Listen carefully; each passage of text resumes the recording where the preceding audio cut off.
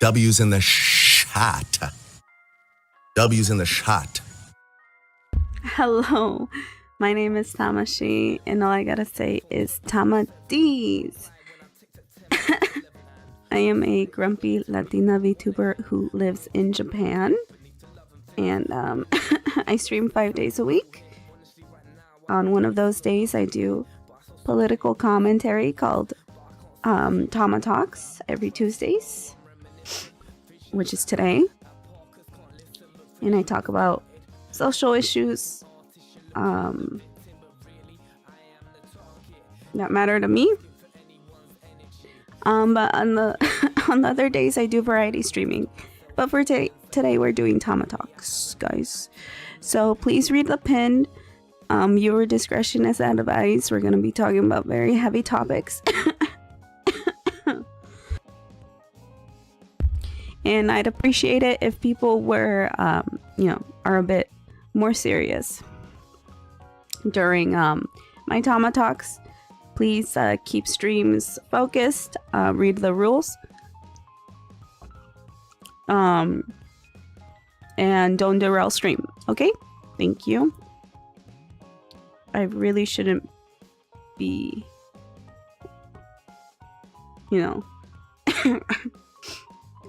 reminding people of this too much, so I hope y'all can read the room, okay?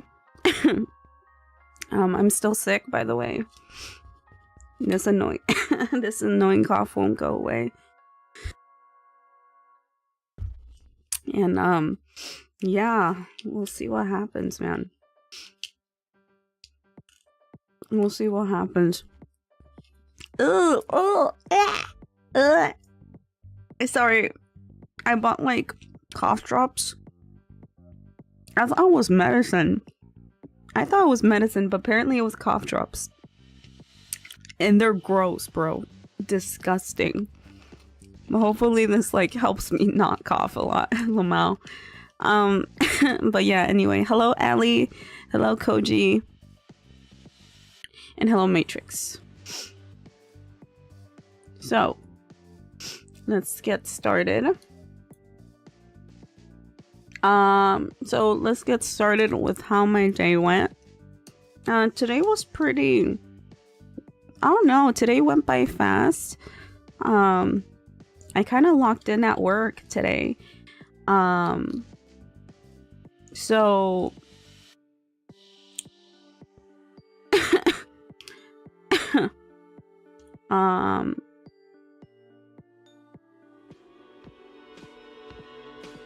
thank you for the thank you for the head pats. Gracias. Muchas gracias. Thanks.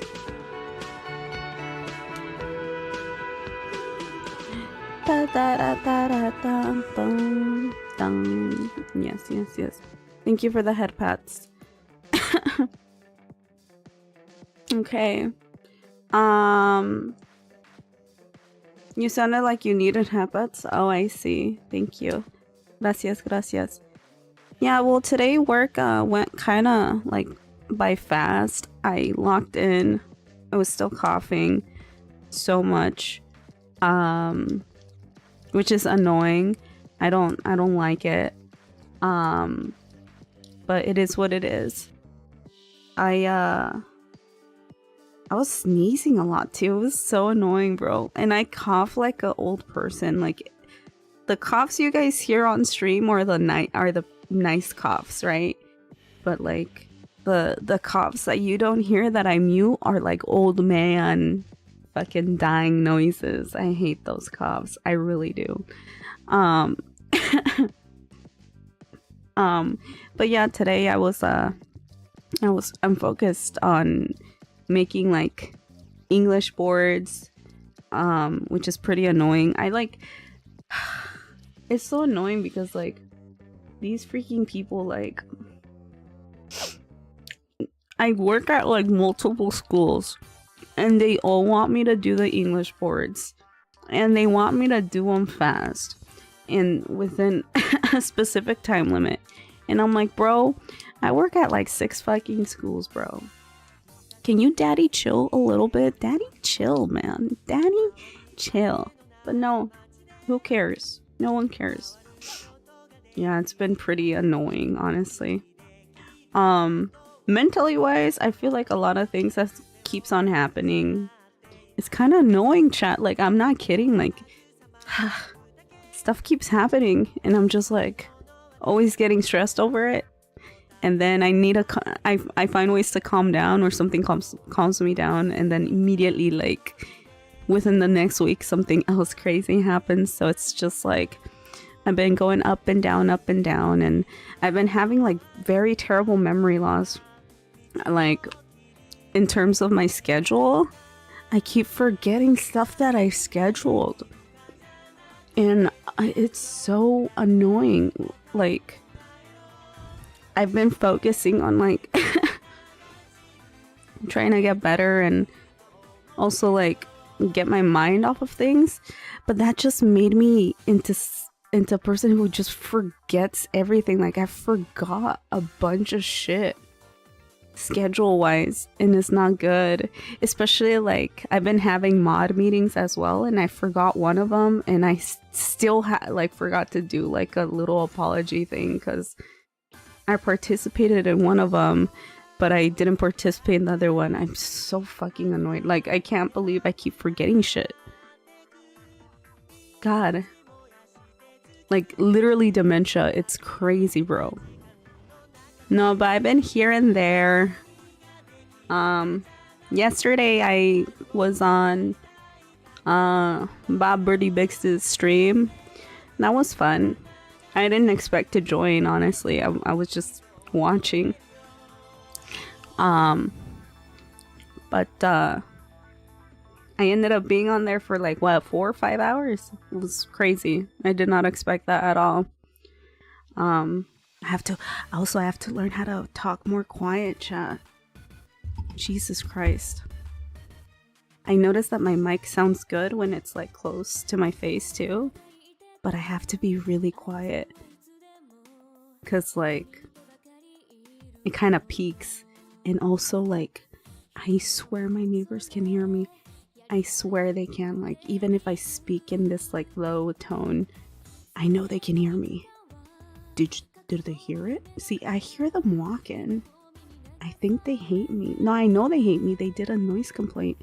But like, what else am I supposed to do? Maybe build the soundproof room, you fucking dumbass Tama? God damn it. Like, I know what I'm supposed to do. Message retracted. Hi, Mariah Kid. What did you retract in your message? Oh my god. But yeah, those are some thin walls. No, yeah, they are. They are pretty fucking thin. I'm just kind of scared. Like, what can they hear? Isn't it scary? Oh, thank you for the headpats again. Gracias, gracias. Da, da, da, da, da, da, da, da, da.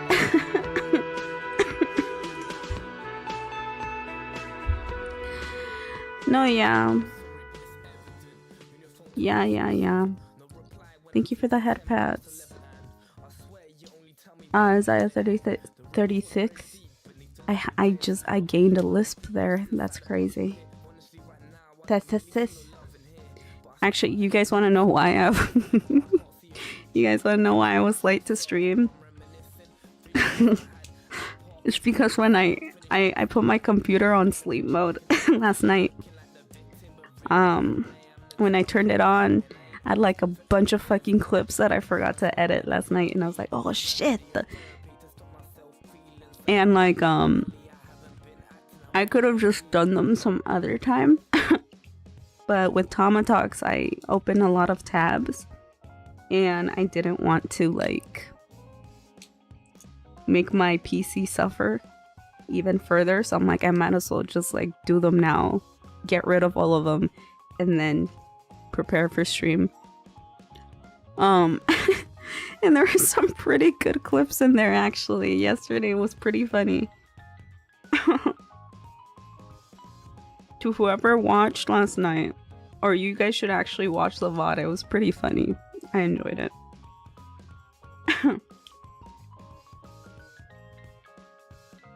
And I think I was super sleepy. I feel like people could tell.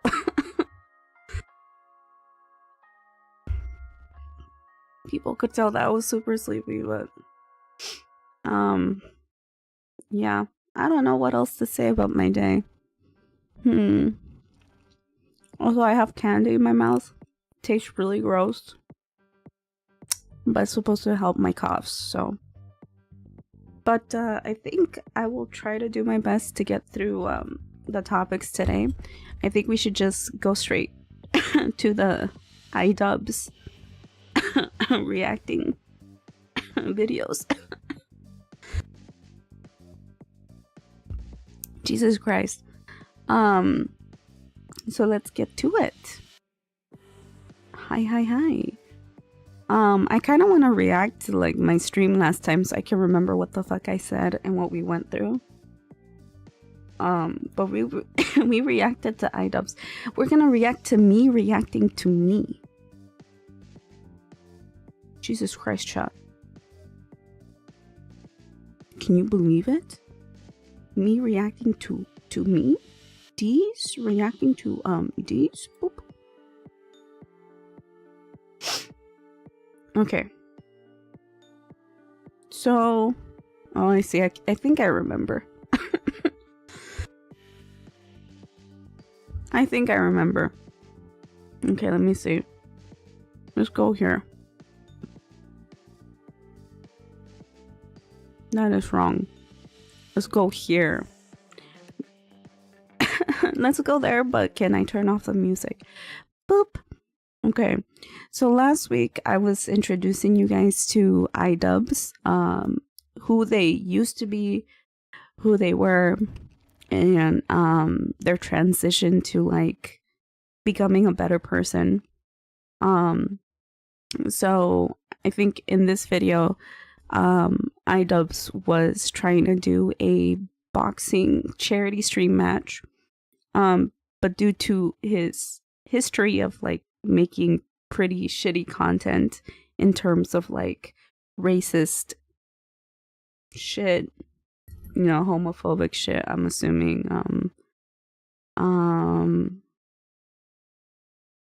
what any bigotry type of comedy, you know, dark humor shit that a lot of people from the 2010s loved watching, especially coming from like the OG YouTubers. Like I previously said in the last TamaTalks, I never really went through that racist phase. Like that's why I hated watching YouTube. I thought it was pretty cringe at a young age because like I could tell who was racist. Like for me, I'd be like, this isn't funny. What the fuck? So I never was a fan of Idubbbz, including of a bunch of like OG YouTubers from back in the day. But Idubbbz seemed to be kind of like wanting to, you know, remove that part of themselves or remove that part of their past and try to create more content that didn't involve, you know, being a piece of shit. But he never like straight up announced anything. He just assumed that by doing like by stopping making racist content and focusing on like normal humor stuff and also possibly making these big ass events that would contribute to charity, he just assumed that the audience, whoever would perceive him, would immediately understand that like, yeah, this guy has changed, right? During that phase, I feel like, especially in this interview where they're promoting the boxing match, Hassan is actually speaking to his now wife about politics and, you know, being woke and all that stuff. And Idubbbz is just in the middle there. You can see him right there, just like sitting there, just listening, right? And it looks like he's agreeing, but it looks like he's kind of like nervous about everything. He hasn't really made a position yet, right? Publicly. He's kind of in the middle ground where he's like kind of nervous to really admit his wrongdoings and admit where he stands as a person. During this time, a bunch of people hated him, and whatever content creator would interact with him, they would face scrutiny because it's like, this guy was canceled, right? How dare you interact with someone who was canceled, someone who's a piece of shit or who used to be a piece of shit. And this is something that I learned from Hassan, where, you know, leftist spaces and even in just like basic media, the thought of someone not being able to redeem themselves is so ingrained in our culture. It's kind of fucking stupid. I think this is the reason why you know, society is the way that it is, because like people just truly don't think you can change. You fuck up once, you fuck up forever. Especially as a content creator, right? And I think like we as humans need to learn like when someone is actually trying to cause harm or not. And you know, people don't deserve our grace, especially if we are the victims of some shitty thing that they did. Of course, that's totally fair. I agree with that. But at the same time, I don't think we should deny people's right to change, to want to become a better person. And we don't really focus on that as a society. And so we watched this clip. Let me see what Tama is saying here. Oh wait, you guys can't even hear her. Lamau, guys. Y'all can't hear shit though. Koreka? Chao na.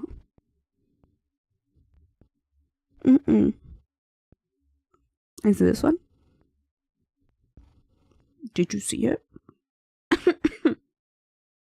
Let's see if you can hear it. Sense where it's like, oh, you can. Like evil piece of shit, but they've done controversial stuff, and Hassan still gives them the charitability, right? Okay, he's always charitable. She's repeating what I just said. Chances, teaching them things, giving them the opportunity to grow. And because of that, I got to see Idubbbz again in my life, especially during the stream. And the stream was like 2 years ago. Oh yeah, it was 2 years ago, this stream. And you know how Twitter is. You get canceled and then you're canceled for life. You're a piece of shit forever. You will never change as a person. All that good stuff, right? And so I was kind of scared of like Idubbbz when I first saw this. I'm like, what the fuck? But during this period of time, Hassan could tell that Ian, this is the name of this person, was changing his content. And Hassan could see that, and he gave this person the chance to be humanized in his streams. And the thing is, everyone has already decided that Idubbbz/Ian is a piece of shit. He will never grow as a person. He's racist. He's evil. Anyone who associates with this guy is also evil. Oh shit, I'm gonna cough. A bunch of black and white thinking, right? Of course I won't understand it. It is not about me being an Arab or a Muslim, but about me being a human being. Exactly, thank you. Thank you. I actually had someone yell at me in Japan, and they're like, why are you even... Let me skip this. Would I need a little bit? Let's see. Weird guys. Evil. And so I kind of want to watch like very promote The chat. Content. I don't fuck with that shit. Oh yeah, this is me saying I don't fuck with racist shit. In my younger days, Hassan is allowing him to voice these things. Ian is obviously not confident in what he's saying. Like, he's still processing his past actions, and he doesn't sound entirely confident in where he stands now in this video. And so I'm gonna skip a lot. I'm just like trying to remember what I said.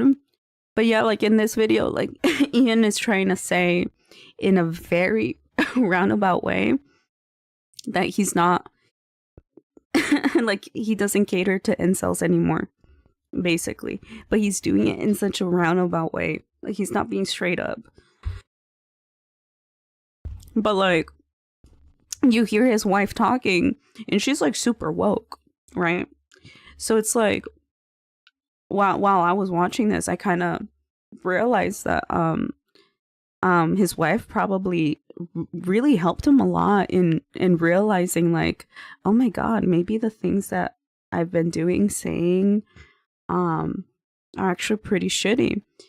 And it's just like, of course, again, like, no one deserves our grace when they hurt us, right? That's very fair. But as it was mentioned in this video, like, Ian did like something super racist in one of their, I think, Content Cops videos, or in one of their videos, and she mentions it here, where he like cuts the Quran in half with a chainsaw or something for funsies, which is super fucked up in my eyes. But despite that, like, I'm assuming they were just dating at that time. Like, his girlfriend was still willing to be patient with the guy.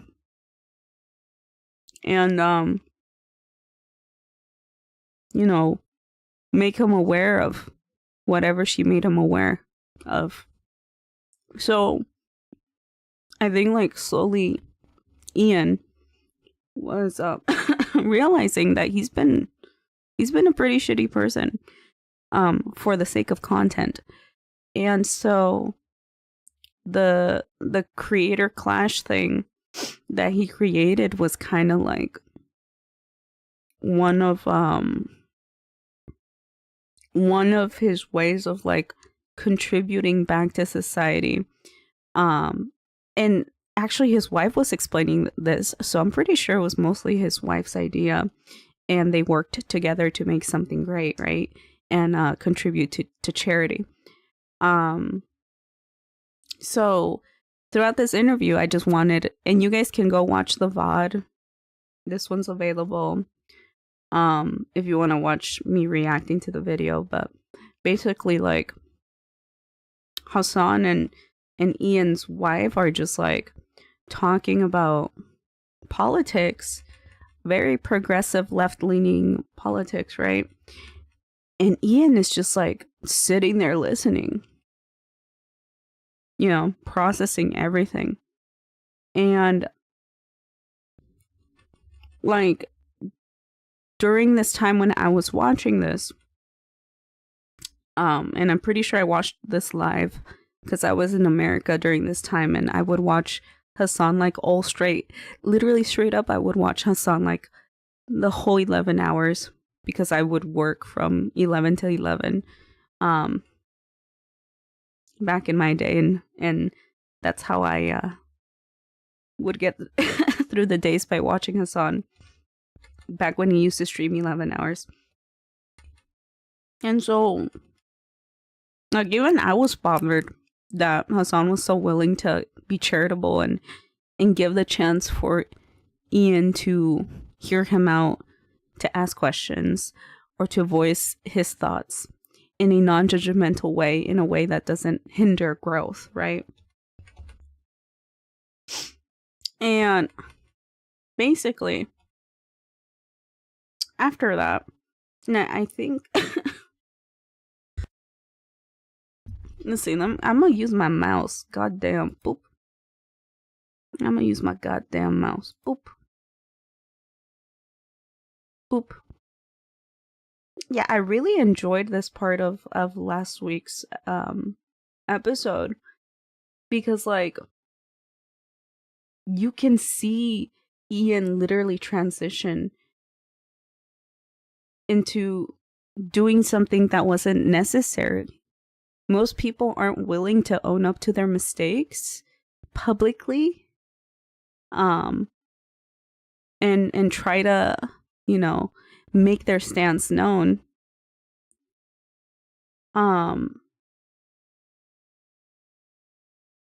Because like if you do that in the content creation sphere, you're gonna get people are gonna hate you from both sides, the bigots and also the leftists, the people who are supposedly woke. Why? Because they both believe you can't change for the better. One of them wants you to stay racist. The other one actually wants the same thing. They want you to stay racist so they can feel better about themselves.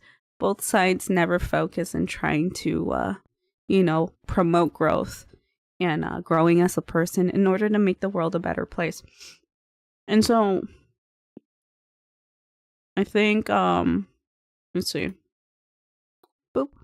Audience full of people who also have demonstrated similar levels of growth on maybe not as public issues or maybe not as issues as. Let me see. Hassan's probably debating. Oh god, that scared me. Let's see. Let's see what. I think this is the same video, but basically Ian decided to make a public video announcement. Basically saying, "Hey, I'm not racist anymore. I apologize for my shitty behavior back then." And so I kind of want to rewatch that because it's very important how you guys need to see that change is possible. And I feel like this is genuine change. Like, honestly, I feel like people are too obtuse about this sort of thing. I feel like people just think no one can ever change, literally. And just prefer to be blind to that. And that's where we need to open our third eye, I guess. I don't know what else you could call that, but like you gotta know when someone's genuine or not. And I think sometimes it's pretty easy to tell who's genuine or not. And even if they're not, even if you end up being wrong, it's like, why would you immediately assume the worst in someone? You know? Why wouldn't you give someone the chance to grow as a person? Like, for what purpose would you do that? Would that really make the world a better place? No. Like, wouldn't you want someone to change their mind if they're wrong for the wrong reasons, you know? Wait, that sounded weird. For the wrong reasons? Are? What do I mean by that? I misspoke there. No. But I would want someone to change their mind, you know? Like, I feel like you can tell when someone's actually trying to cause harm and when someone's just fucking stupid. I don't know. I feel like those two are pretty distinguishable. Chat will get when I finally look at the video on. But a year later after the previous interview that I was talking to you guys about, a year later, Ian decides to make a public announcement about his content. Idubbbz. I miss the old Idubbbz. Felt like if I changed my content over time, that people would see that as a reflection of who I am and what I value. But I'm starting to realize that that is a very weak and passive way to, run my channel and live my life. So I think it's, if I'm going to have the balls to go to Tana's fan meetup and say slurs at her and then make a video about how it's okay to say slurs. I think I should have the balls to make an apology video and take accountability for the mistakes I've made. So that's what this video is. I've realized that I need to be crystal clear about what I believe, so there's no room for ambiguity. I am responsible for creating a lot of hurtful and damaging content on this channel. And I've also created a culture of apathy and, I don't know, a lot of like cruelty as well. Like, you know, some of the videos I've made have been very, not edgy. I don't think they you know, some of these videos were edgy. I think they were just outright cruel. So I don't want people to, you know, get it confused about, you know, where I stand. I have made some cruel, hurtful content, and I need to acknowledge that, and I'm really sorry that it's taken me this long to acknowledge it. The content I'm talking about specifically are content cop videos and videos where I was just generally criticizing people for very lackluster. Lame and boring. Just sad. His content is bad. He's just virtue signaling in the opposite direction. This is not the way, man. What is the way, Grill Master? Can you tell me? Girl Master. What you would do when you're done grilling and being the master of the Oh, grill? Grill Master. What would you do in that situation if you were like profoundly popular, like insanely popular, and the content that you made was like hyper fucking edgy? Okay, a lot of it actually did stand the test of time, for the record. Except for the obvious. Thank you, like, Saribot, for groped up banning elements, customary within it. hole. Oh my god, what the fuck did I just read? But if you cultivated an audience of that and you slowly but surely, Thank you for banning them. changed, became a better person, you know, and then you turned around and actually did something that I believe is very courageous, which is apologize. I think it's a very adult thing to do. A very adult thing to do. It's a very brave thing to do, especially doing it in a very public way. Takes a lot of balls, especially A when lot you of kinda Tama. know no one is gonna fucking receive it positively. Because here's the thing. He's not gonna get a fucking welcome mat on the left. Okay? That's never gonna happen. So that's number one. I don't even expect him to. Okay? In this community, I would like you to, but I can't force you to. And it gets very annoying every time I bring this shit up. Okay? Dude called you a mudblood? Wait, what the fuck?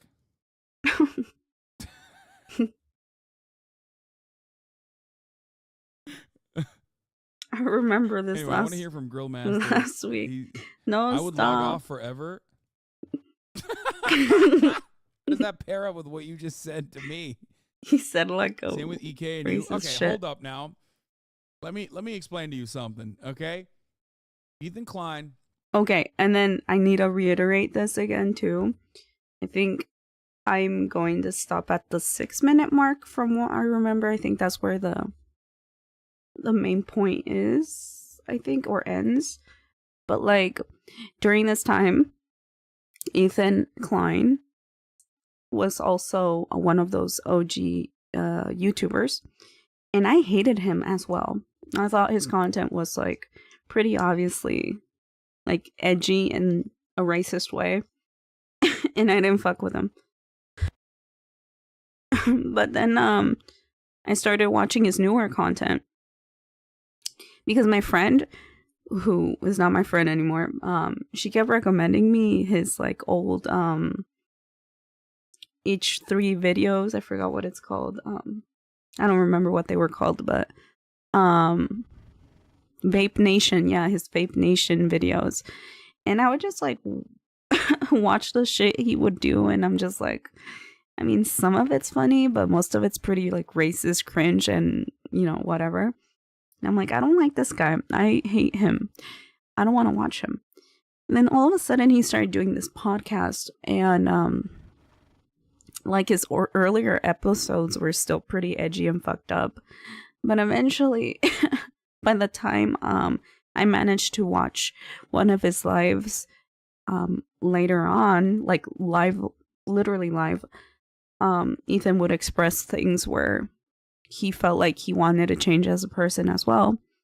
And I used to be a very active chatter in his community as well, and I would donate and stuff because like I found it very admirable that, you know, someone was willing to throw away all of that fame that comes from being racist, you know, being a piece of shit. YouTube loves promoting those types of people. Not only YouTube, but basically anywhere on the internet.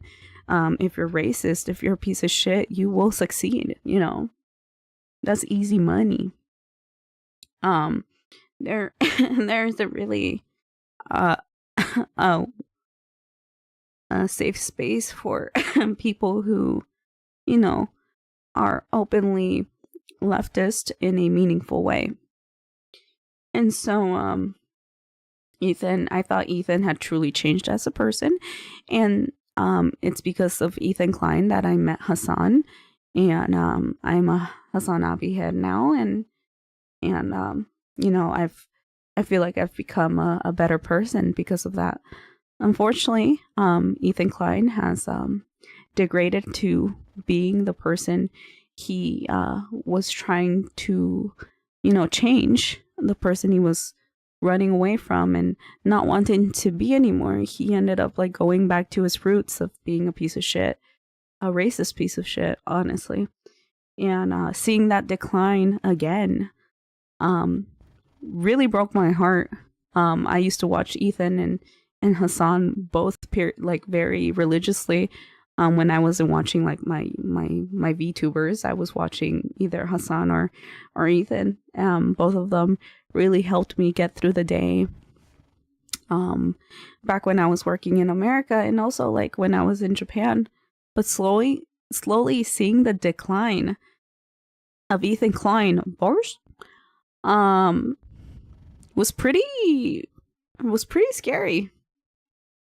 Like me and Hassan, like I at some point, you know, we'd give this fucker the benefit of doubt, and Hassan was way too nice to him. I eventually was like, sorry Hassan, but I'm subscribing from this fuck. Like he's racist, bro. Like you don't understand.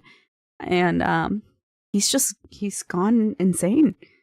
And basically we're gonna see the psychoticness of Ethan Klein through Idubbbz. And well, we'll see the realities of life. Some people change, some people don't. And so I really wanted to see that because Idubbbz really highlighted that really well in their content cop from last week. Idubbbz and many other content creators who have grown. So right now, this is before Ethan went on his racist rant. Okay, so this is when Ethan was still admirable. Okay, before he made it known to the world that he couldn't give any fucks about Palestinian people. We're in a dramatically different political sphere at the time when I was getting fucking death threats. Sometimes from maybe not Ethan's audience, but sometimes from Idubbbz's audience. I don't care. I like that they changed. They grew up. They're great people overall. I think that's awesome. But come on now, like guys, when I say I've changed, when I say I've changed, like you know, it wasn't that dramatic. Okay, which actually means that my growth was lesser, in my opinion. It wasn't as significant. I would log off forever. Well, you kind of functionally are logging off forever by not making content, so it's fine. Reasons, and you know, obviously didn't have any accountability online whatsoever on my end. I was morally grandstanding and acting as if I am any better than any of these people that I was making content cop videos on. And I'm not. I'm a human. I'm a real human who makes mistakes. and I make a different set of mistakes than the people I was making videos on, but it doesn't matter. I don't think anyone deserves that level of cruelty or hate. It's also indoctrinated a lot of people into thinking that this is an okay way to behave, and it's not. It's super irresponsible and shitty. I am very insecure about my ability to create interesting content or like entertain. It's gotten better over the years, but it's something that I have struggled with constantly, and it's one of the reasons why I kept making this hurtful content. I ended up pivoting it into other things because I felt bad about it, like innately. But it's still something that I struggle with, and I don't want you to interpret that as an excuse, but I hope that that is relatable to other creators who maybe struggle with the same thing. I'm not confident in my ability to entertain, and I think if I had to rely on my personality to entertain people, that I wouldn't have any amount of success. And that is... Dude, he nailed it, dude. That's it. I always say this, dude. People do fucking edgy jokes because they want to be funny. And I know this is someone who's not funny, who wants to be funny so fucking bad. And when you can't be funny because being funny requires you to be clever, smart, quick-witted, sharp, fast on your goddamn feet. When you don't have any of that shit, you go over the low-hanging motherfucking fruit. And that low-hanging motherfucking fruit is always what drives a reaction out of the audience. And what drives an easy reaction is always the hackiest, most racist, most edgelordy shit you can say. I'm going to go ahead and say that I think Ian is being too hard on himself, for the record. I think he is very clever. And I think he did a lot of great content. Okay, and then this is where we get hit with the fucking ad break, and I will not fall for it. I know. 9/11? Okay, 9/15. I was so close. I'm 1 second away from 9/10. No, I mean from 9/11. Okay, shut up. But yeah, I think now we will finally react to shit. What the fuck happened to my brain? I started fucking spasming there. To the content cop. I've watched Hassan react to it, but I've never watched it like just raw. So Idubbbz, after years of not doing content cop, randomly, out of the blue, guys, out of the fucking blue, 5 fucking days ago, by the way, 5 fucking days ago, makes a content cop on H3, which is the H3 podcast, aka Ethan Klein. So viewer discretion is advised. Let's watch it. Boop. Peach is surprisingly dangerous. Consider the fucking thing in our defense, like, actually Hila's not a baby killer. Actually accusing Ethan of killing his dog is maybe too far, because they have mobilized such an insane harassment group that anybody That's me right who now. says any fucking thing, That's how I sound like when I they will cough. attempt to ruin their lives. And once again, I'm the crazy one. It's not bad enough that I have this group of people. What we do here is go back.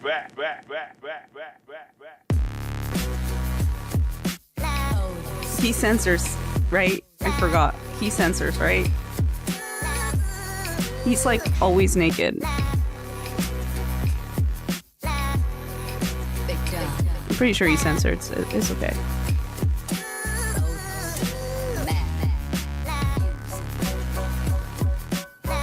TOS, guys?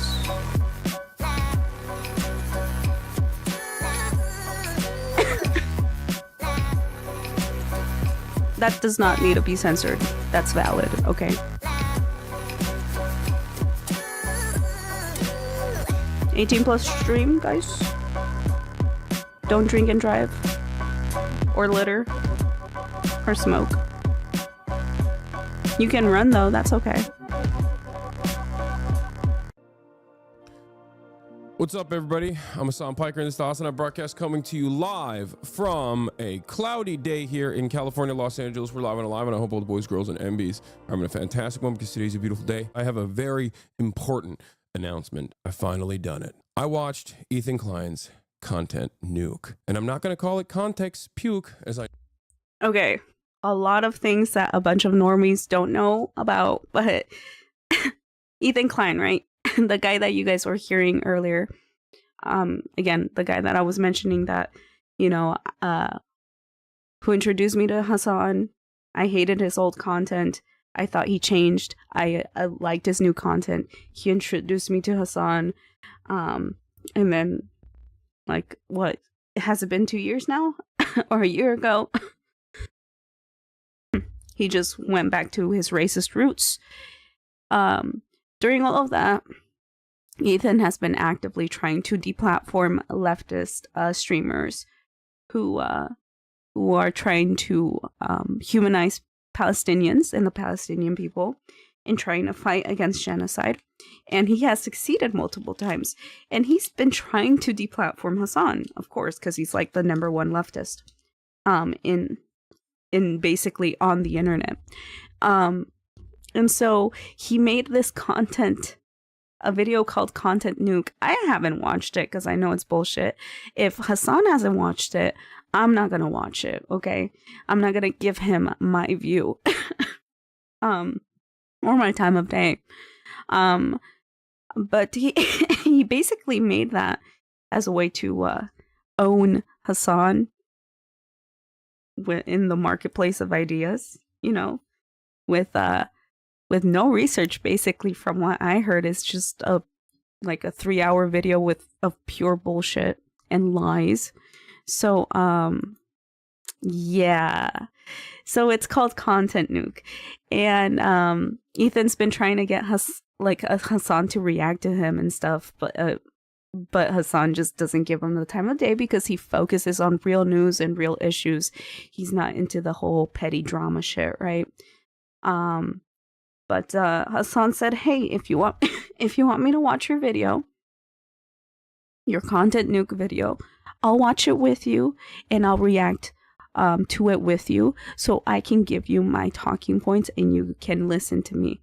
Because Hassan wants to actually confront Ethan about his bullshit, right? His old co-host, his old friend. Face to face, and, you know, prove him wrong on all of the points that Ethan has probably most likely made in his stupid Content Nuke video. So that's why he's saying, I finally watched it. He did not watch it, by the way. No one expected fucking Hassan or anyone in this video who's in this video. They did not expect Ian to include Hassan here. I mean, maybe it was just, if I were to have watched this, like, I was surprised. You know, Twitter was going crazy, y'all. I was like, what is going on? And I'm scrolling here, and then I see Hassan in the Content Cop video, and I'm like, what the fuck is literally going on? And then I'm seeing Ethan crash out, finding out live that it was great. It was awesome. Let's watch it now. I normally do, because the reality of the matter is it was brilliant. Nothing was out of context. Everything was correct. I am. He's being sarcastic. An Islamist, fundamentalist, radical terrorist. I am a vicious anti-Semite. It's true. Most importantly, Ethan is more attractive than me, both physically and also mentally. I've been lying about everything, including my glasses. They're fake. He was right about that. That's not even in the Content Nuke. And he was right about that too. How did he know everything? How? Wake up, Ethan. Wake up, Ethan. Ethan, wake up. Wakey, wakey, Ethan. Wake up, Ethan. Wake up. Time to be awake, Ethan. Wake up, Ethan. This is no longer a dream. This is a nightmare. Wake up. Ethan, the dumb bitch is telling telling you to wake up. Wake up, Ethan. Wake up. Wake up, Ethan. Ethan, wake up. Wake up. Since anyone, just wake up. Wake up. Wake up. Wake up. This is all of the creators that Ethan has We're not gonna do a successfully React content yet, chat. tried to deplatform and get them banned on Twitch. Wake up, Ethan. Wake up. Wake up, Ethan. Wake up, Ethan. Wake up, Ethan. Just wake up.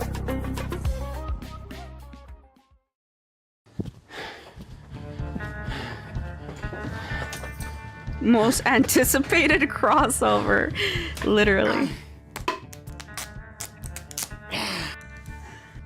All right.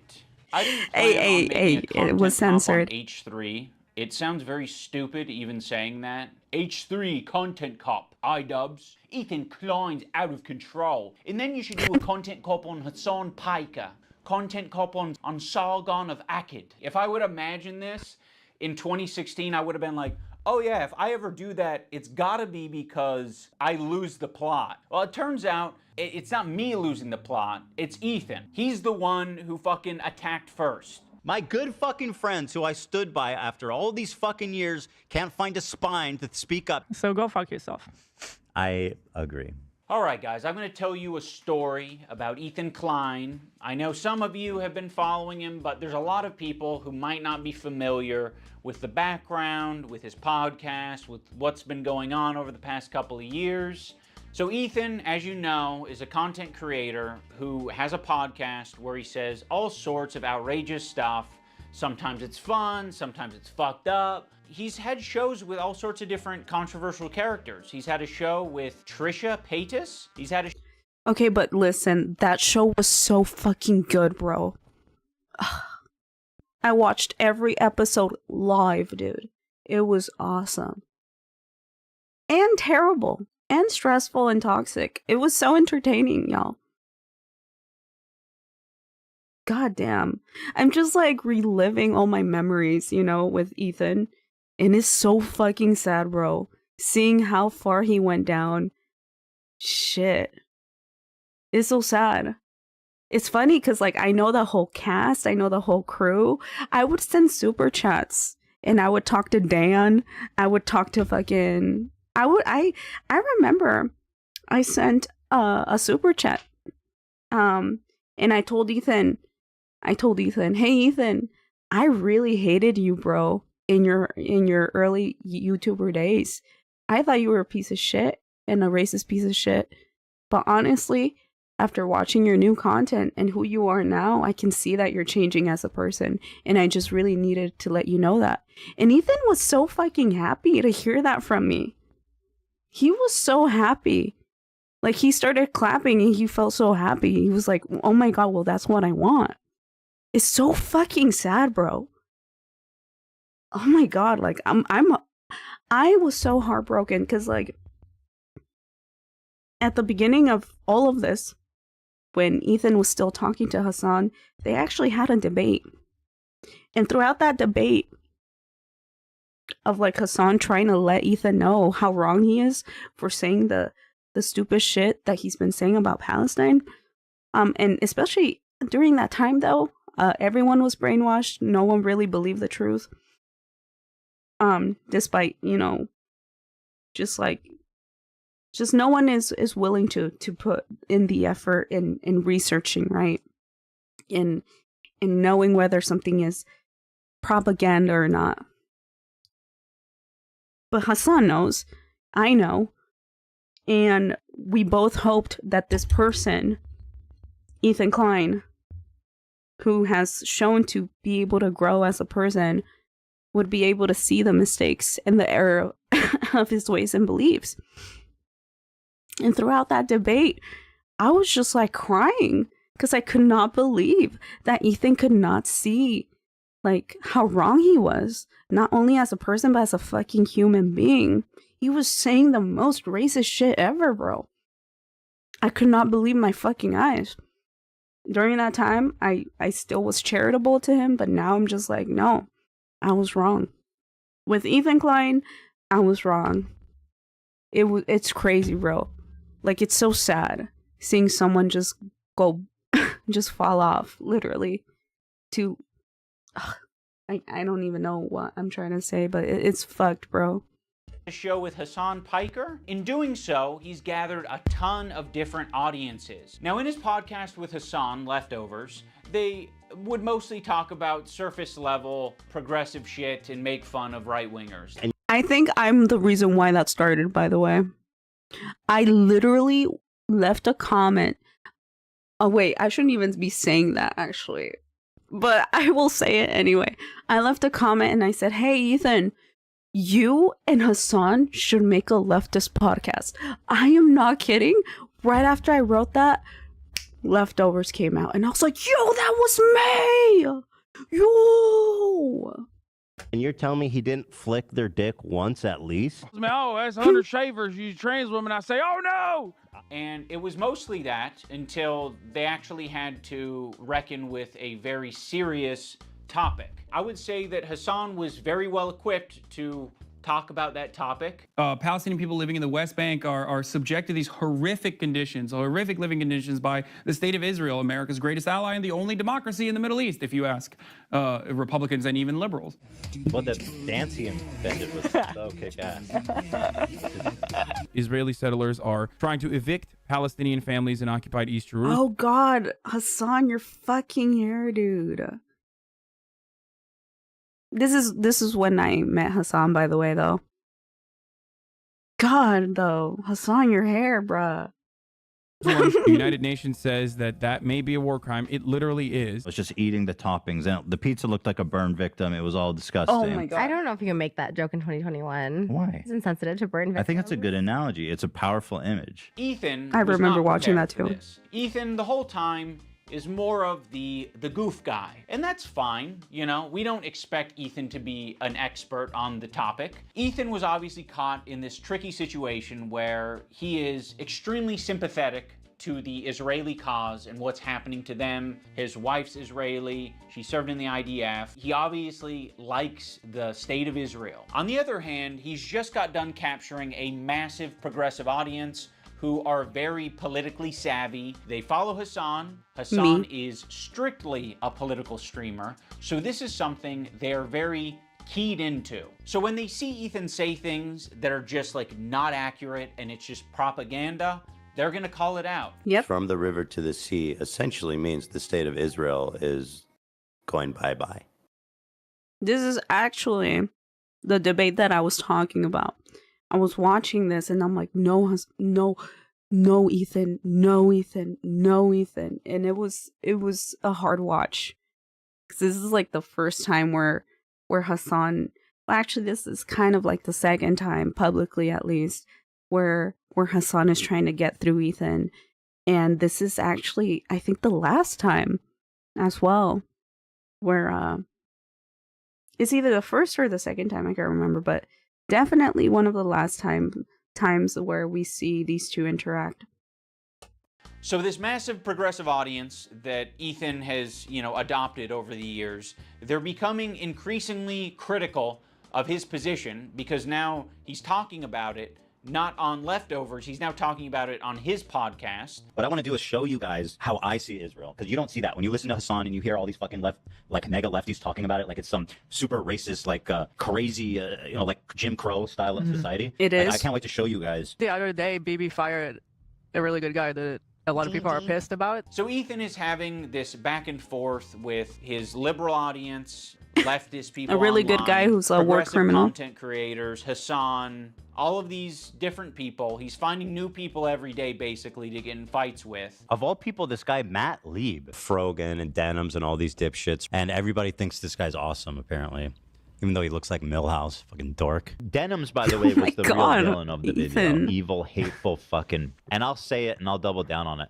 And people... Oh, no? No, not go there? And it's all No, culminated, don't at say least it, Ethan. for my story, in Ethan burning bridges with people until he burned the bridge with me. Since Ethan and Hassan's falling out, I've been keeping to myself mostly. I don't have many nice things to say. Maybe if Ethan's able to get some help, maybe if he stops harassing other creators, maybe if he does these things, eventually he'll find peace and we can like rekindle our friendship. So that's been my approach. I've occasionally thrown a joke Ethan's way in the form of Hassan Piker versus Ethan Klein for boxing. I like Idubbbz. He's a good guy, but I don't like this tweet. It's stupid. It's not a fucking petty beef. It's like, this guy is evil and he's doing anti-Semitism. And also he's way out of my weight class. He didn't like that, but fucking sometimes you gotta just throw something out there. Oh my god, I used to work with this video editor named Froggy Tonic. I discovered him because he was in the circles online that I was in. And one of those circles is an H3 fan. He watched Ethan's content, he liked Ethan's content, until he didn't like Ethan's content. There would be an occasional Froggy tweet where I'd be like, I agree with that, you know? Like, I'm not gonna endorse it, I'm not gonna retweet it or like it, but fair enough. I guess I just missed my old friend. Some wings are too bird feathered colored. Now that brings us to February 28th of this year. Now my former editor of a year and a half ago did say some truly mean shit. He called Hila the C word, he said they're trying to kill their dog with cheddar cheese, and a bunch of other shit, I'm sure. I don't even, it's so stupid, but...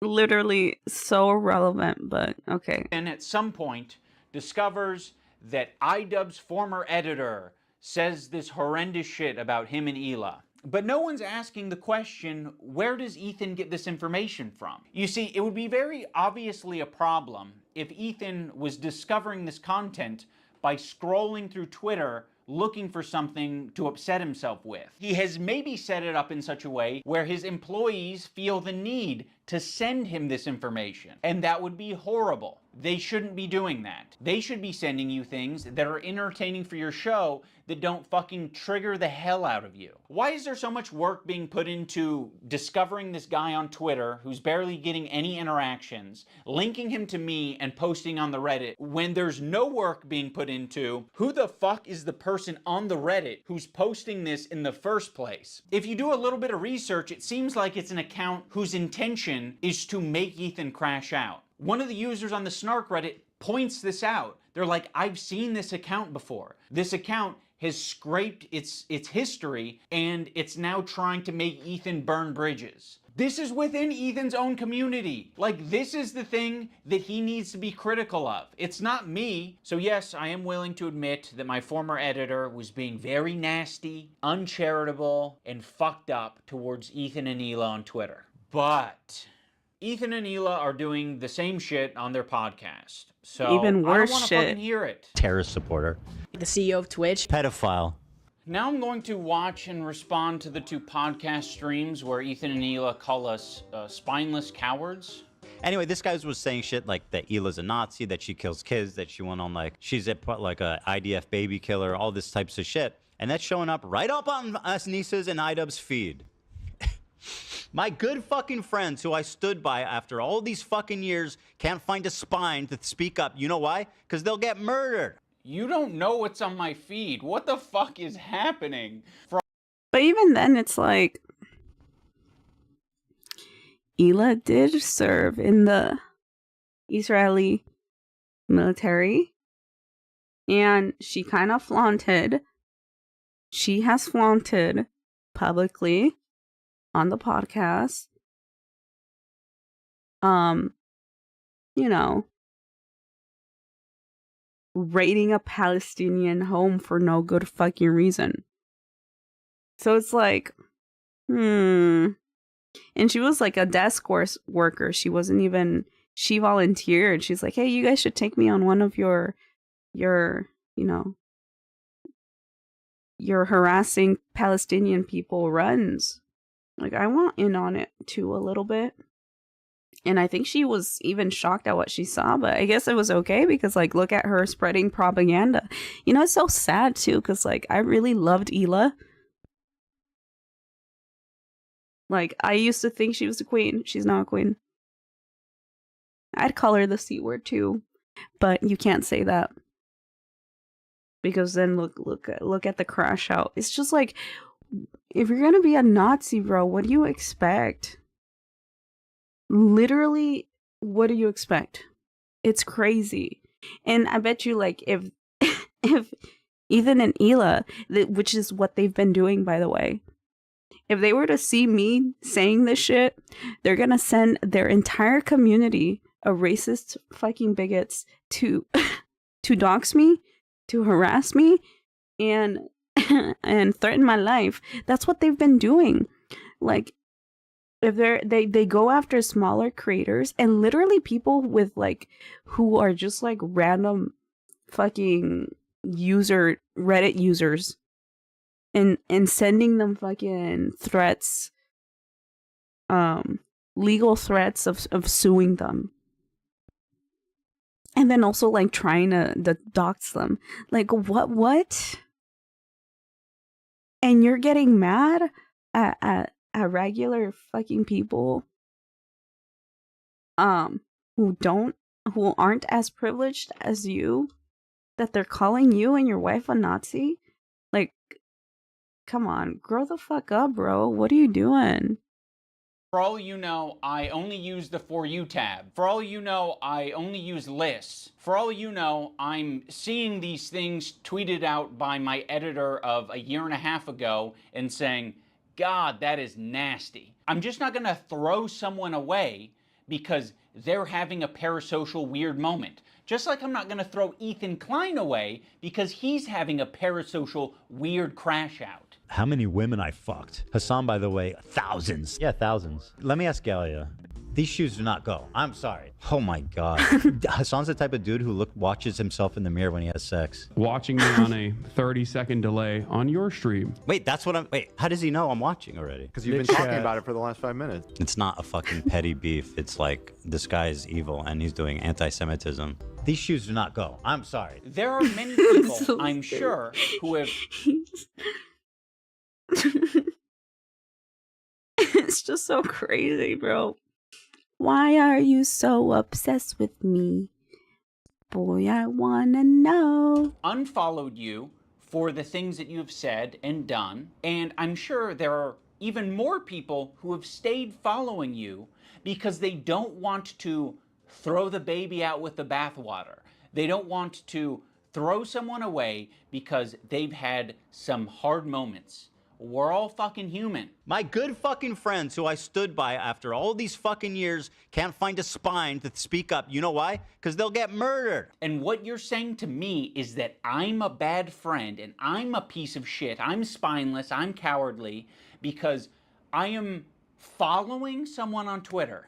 Because they have mobilized such an insane harassment group. It's not bad enough that I have this group of people harassing me and everyone in my life. It's that people outside of this group, journalists, creators, are actively participating in this gaslighting to make it seem like I'm fucking crazy. No. Bro, come on. Saying that it's wrong to kill babies and saying that you're wrong, that you keep sourcing things that aren't credible. You keep spreading propaganda that has been debunked. That's not people going after you. That's like fucking... Bro, come on. What is wrong? Ethan, you're such a fucking... To make it seem like I'm crazy. Exactly. To make it seem... Bro, I'm not even doing anything. I'm 13 minutes into this video. I didn't do shit. You're the one talking. I mean, I don't know what he's getting at here. Like, yeah, exactly. People are gaslighting you. No. A lot of people gaslit me when I apologized. That was yeah. And that's the thing. This is what makes this content cop video so fucking beautiful, and why I made sure for you guys to see Ian's transition, literally. Ian from 2 years ago. Someone who was like unsure of what he believed in, right? But he had people like Hassan and his wife who were patient enough with him and who he was willing to listen to, not commit to anything, obviously, but slowly change. A year fucking after that, he owns up to his mistakes, rightfully so, and admits that he's part of the reason why the online space is an unsafe space because of the cruel shit he did in his content cop videos. And now he sees Ethan going back to those old ways and calling that shit out. So like, Idubbbz has every right to say anything in this fucking video because he's went through all that shit and he's actually grown as a person. And his wife is a Muslim, and even if she doesn't believe in Islam religion, obviously she's still a Muslim. She still grew up Muslim. Her experiences are valid. Her pain is valid. Okay. Of course he's gonna be of course he's gonna be fucking pro-Palestine. And if he sees his friend going back to the dark fucking path, of course he's gonna call that shit out. And he's been attacked from both sides. Again, from the racist sides, because he's not racist no more, and from the left side, because you can't change as a person. You can't make a fucking simple... Well, it's not even a simple mistake, but you can't make mistakes and change as a person, apparently, to the libs, right? So, again, this guy, he has every right to say what he's saying in this video to Ethan. Actually, like, the #1 type of harassment I got was people gaslighting me and taking my newfound woke ideology to its extreme. I probably done and stood by Idubbbz and Anissa more than anybody. I've stood by them when all the internet hated them. I don't like that Ethan brought this up because it makes the relationship feel very transactional. Like, you know, we're just meant to support each other online despite our own personal morals or principles. But I'll say this, I don't think they're fucking any friends of mine. And certainly I don't think they're any fucking friends of mine based on the text conversation I had with them too before I even talked about it. So I have nothing. Like, I don't need any fucking halfway friends, man. I thought the text conversation that I had with him was very empathetic. I basically just said, like, I know you and Hila are experiencing a ton of harassment, and I essentially empathize with that, and I think there's something positive to get out of the conversation. But he refused to talk on the phone unless I was willing to publicly say something about my former editor and denims. As much as you don't want halfway friends. Now, I don't know if you guys know Nums. I've never watched her content, but she's apparently... Oh, wow. I didn't even read her bio. It says, largest female political Twitch streamer. Oh, maybe I should watch her then. I didn't even know. But she called out, of course, rightfully so, she called out Ethan. And Ethan has been harassing her. And he called her a dumb bitch. It was crazy. Even bitch is like my favorite word. Okay. But I make sure not to call my queens bitches. Cause that's even, I don't like calling women bitches unless like we're super duper close. And they're okay with it. But even then it's like a bit much. Okay. So when Ethan said that, I was like, damn, bro. That's crazy. That's why she said the dumb bitches, like in the beginning of the video, she goes, the dumb bitch is telling you to wake up, Ethan. Friends, I also don't want that kind of halfway friend. I don't want someone who's going to give me like an ultimatum to have a conversation. Could you not say something when this is like, imagine like one of you guys is like, Hassan actually wants to go to Gaza so he can strangle Israeli babies or some shit like that. I'd be like, you imagine me not saying something. You're trying to make a one-to-one comparison where there isn't one. This guy that I follow on Twitter is not in the same relationship as you and one of your current employees who is streaming with you 3 days a week, 3 hours a day for the past 10 years. At one point during the stream, Ethan and Hila bring up Adam McIntyre. Now, Adam does basically the same thing as my former editor. He's critical of Ethan and Hila, and he is sometimes uncharitable and nasty towards them. Adam McIntyre needs to just like disappear. That guy is a piece of shit, like, of the lowest order. I never even stood by him when he talked bad about Trisha having a kid and called him like the spawn of Satan. He was supposedly on our side. I would never even co-sign that. I was disgusted by that statement too. I remember when he called her kid the spawn of Satan. I never said anything. And like I was that. supposed to be like cheering on, but I wasn't going to cheer that on. That's disgusting. Why do we forget that he called her children, which is something we would never do, the spawn of Satan? It's disgusting.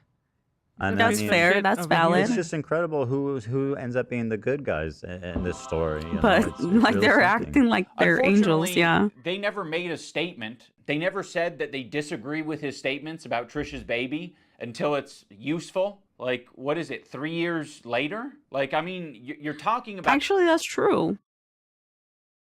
Why does it matter now? That's interesting. Like you were aware of it at the time, and that there was some amount of pressure or enthusiasm for you. Actually, y'all were talking shit about Trisha a lot when she married Moses.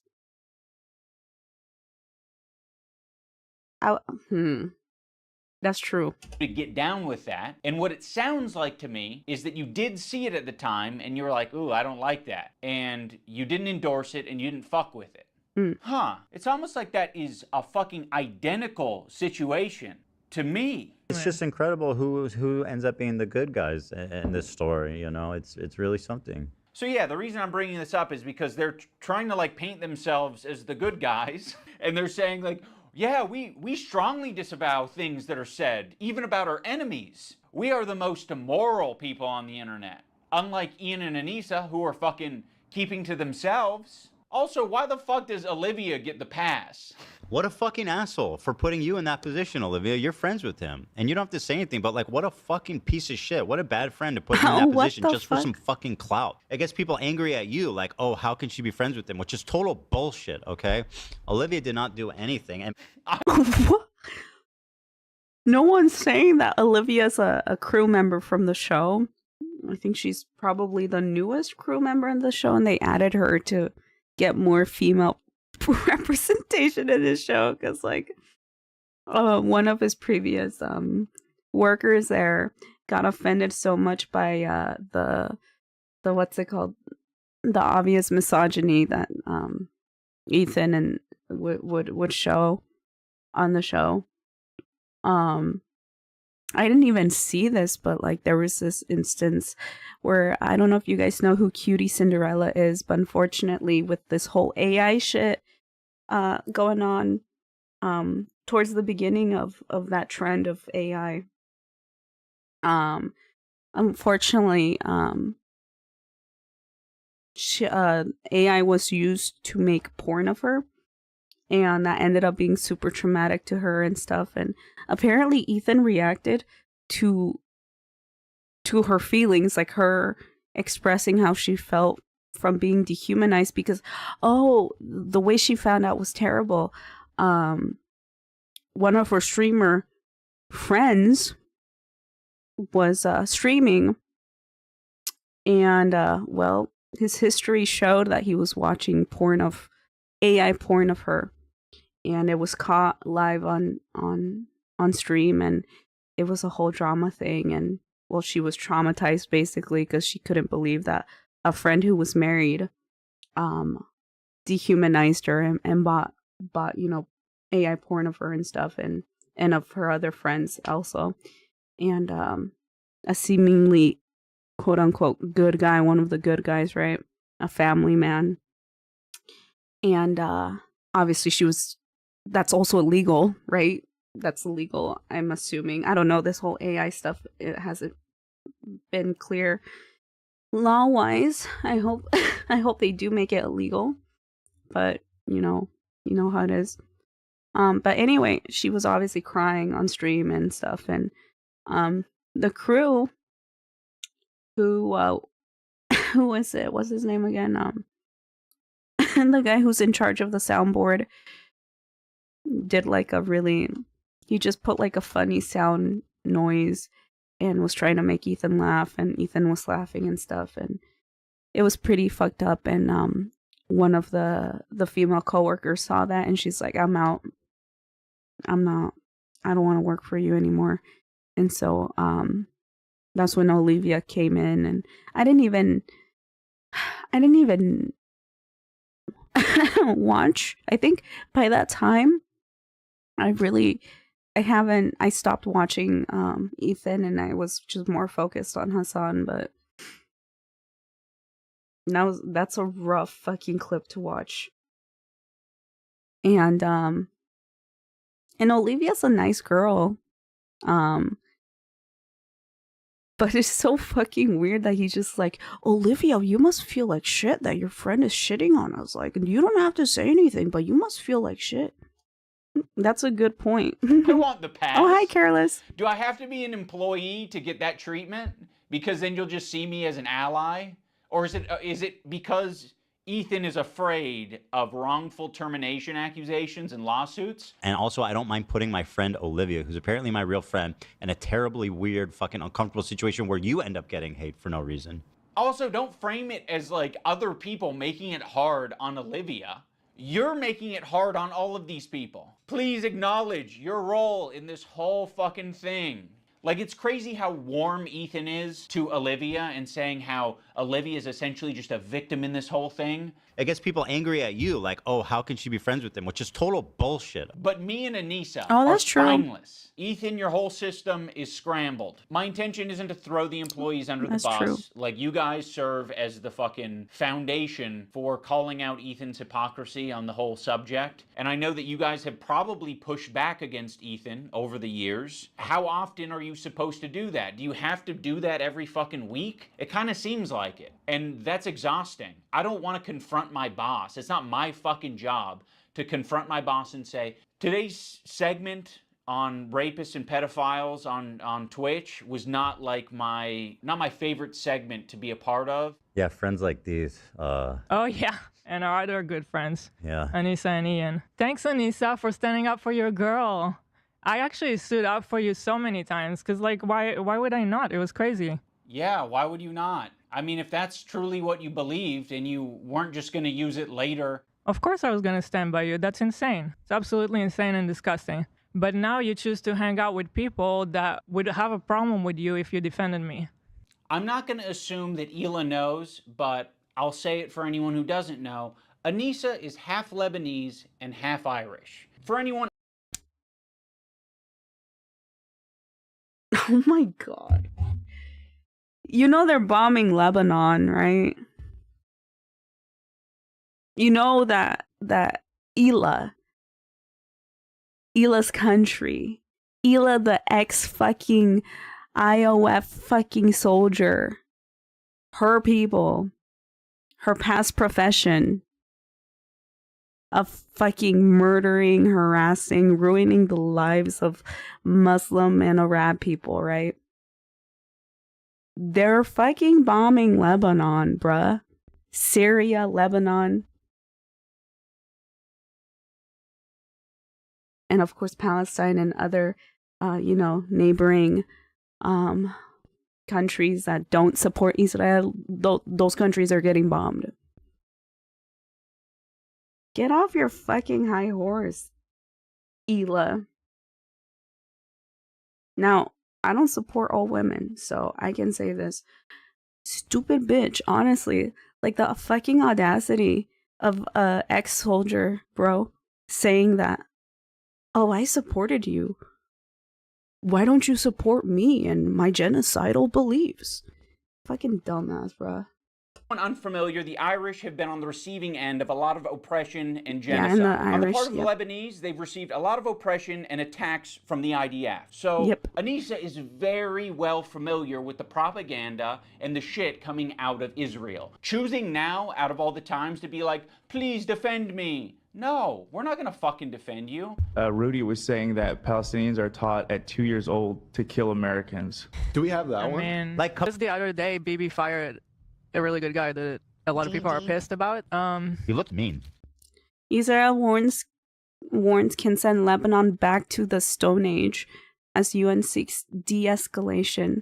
Gallant says Israel can inflict massive damage as UN humanitarian chief says war would be potentially apocalyptic. So the guy that they're saying is a good guy is like, oh no, yeah, let's send this entire nation back to the Stone Age, meaning let's bomb them into, non-existence. Just like they're doing in Palestine.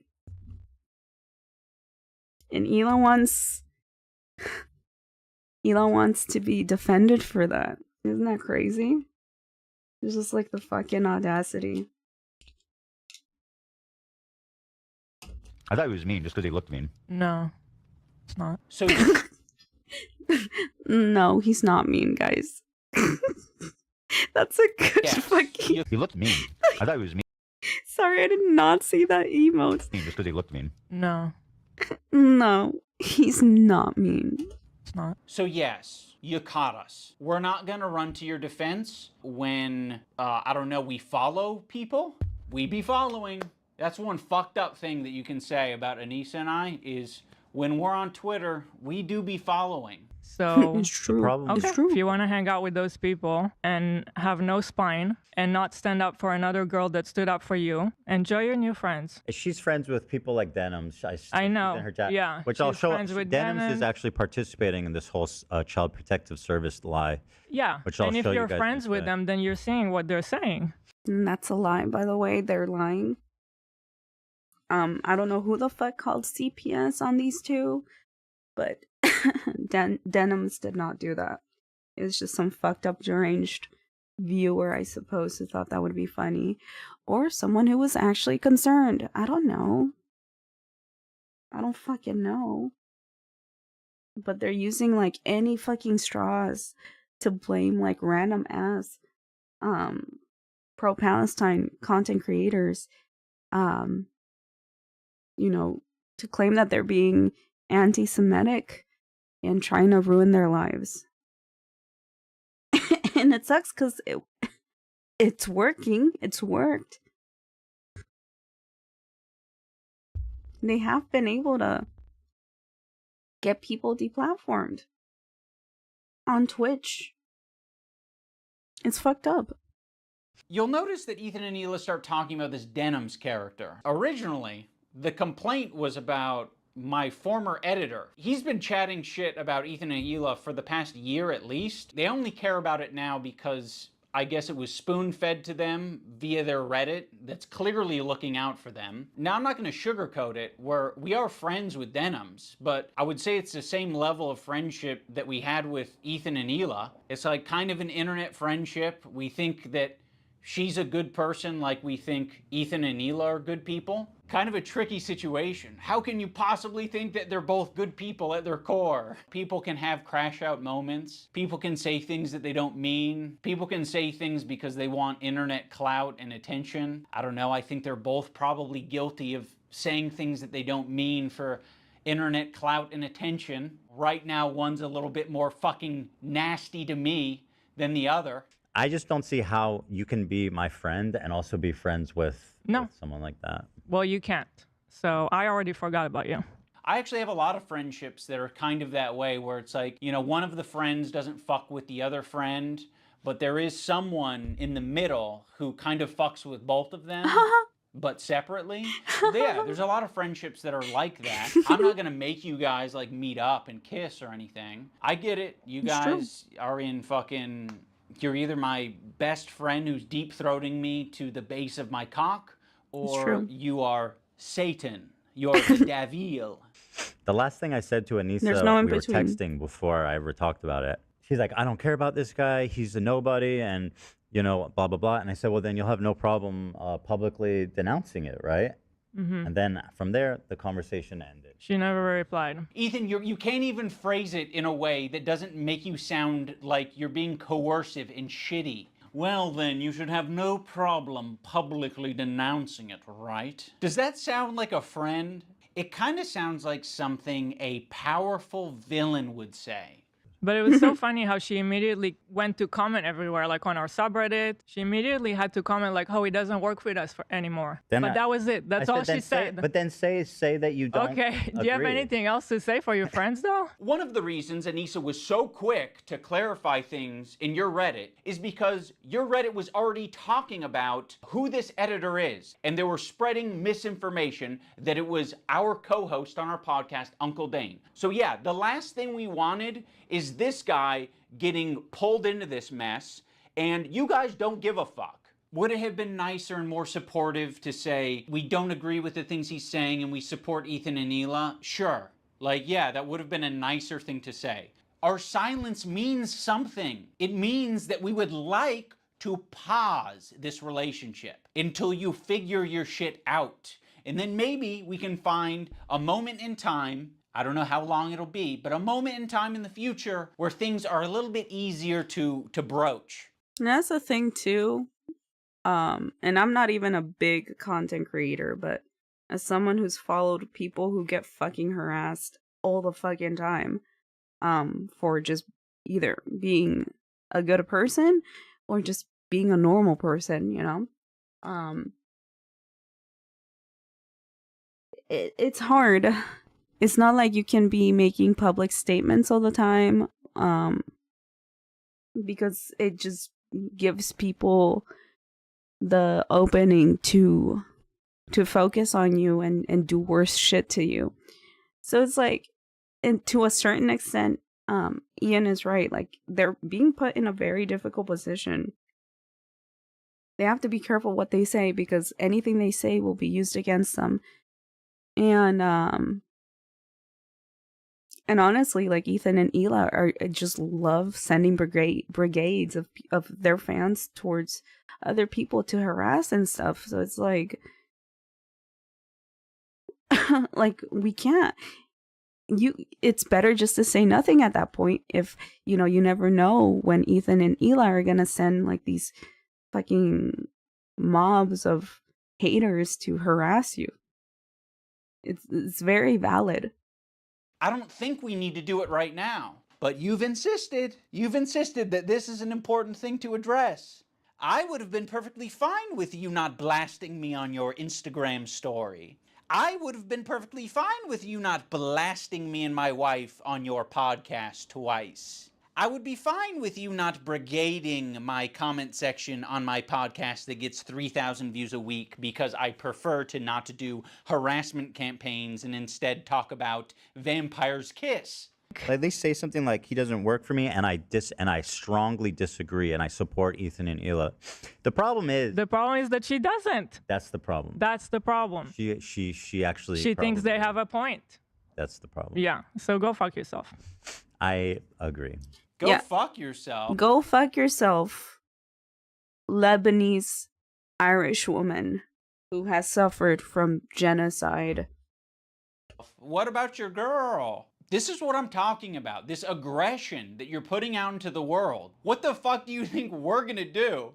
You think I'm gonna fucking sit on my hands when you do this shit? Like, this is nasty. We had such a fair response to what you guys were going through. We don't support harassment. It's a bad thing, but it happens, and you're perpetuating it. You fucking propagandist, lying scumbag, terrorist supporter.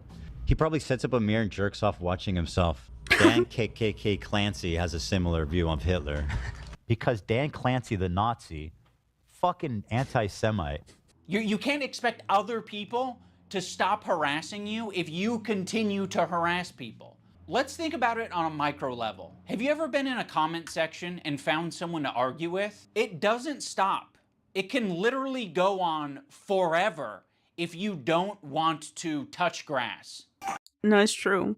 Y'all don't know how many fucking Twitter fucking arguments I've been in and won. But it took like hours, bruh. I mean, yeah, this probably even days. Was kind of like a line, what happened today. Touch grass. That should never chat. Touch fucking grass. Be crossed, even by like the most cynical, toxic people. It's going to have ramifications in terms of how I conduct myself. In terms of these fair weather friends who are you know, so happy to be friends as long as they're getting something out of it. Ethan, that is a rich thing to say. Like you're the H3 podcast, okay? There's a lot of friends of the show. There's even more fair weather friends of the show. Let's not get into this shit, okay? That is so bizarre and insulting to suggest that I was only ever being friends with you to get something out of it. No, I'm friendly with you, and I'd say I'm a light friend because it's been pleasant hanging out with you. I've enjoyed your content over the years, and as of late, it's gotten really fucking shitty. Yeah, so go fuck yourself. I agree. Who else? Who else do we want to burn today? Who else do we want to burn today? You're making it so fucking obvious that this is your emotional dumping ground. It's horrible. This is not what podcasts are. There was a way to approach this to say like, yeah, we feel hurt by you guys not saying something.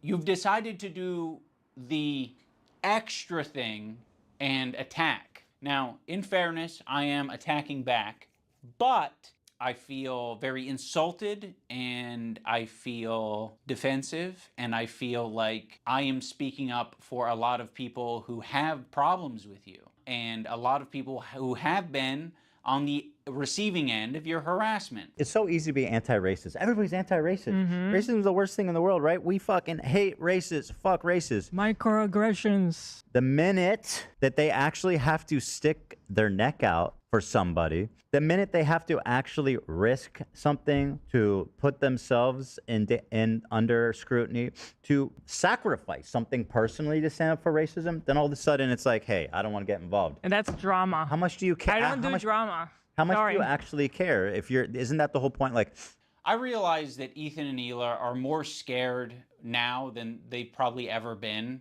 I feel like anti-Semitism is a thought in their heads now more than ever. And it's not completely unjustified to be thinking about that sometimes. You guys are just hurt and you're kind of like dancing around and making very like loose, poorly thought out analogies for something that doesn't even apply to us. It's like me making this video is the standing up for something and it's saying, fuck you, you guys are being bad. You know, I don't think you're bad people, but you're being bad. You're behaving poorly. You're hurting people. I mean, go back to the civil rights. You think that the people who are like the white kids who are protesting with the black students, you think that they were just like not risking anything? Those kids who are marching with the black students and... So in Ethan...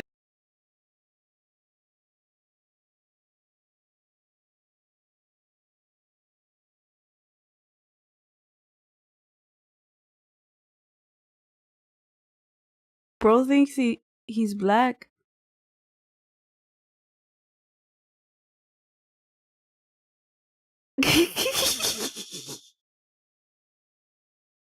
Bro thinks he's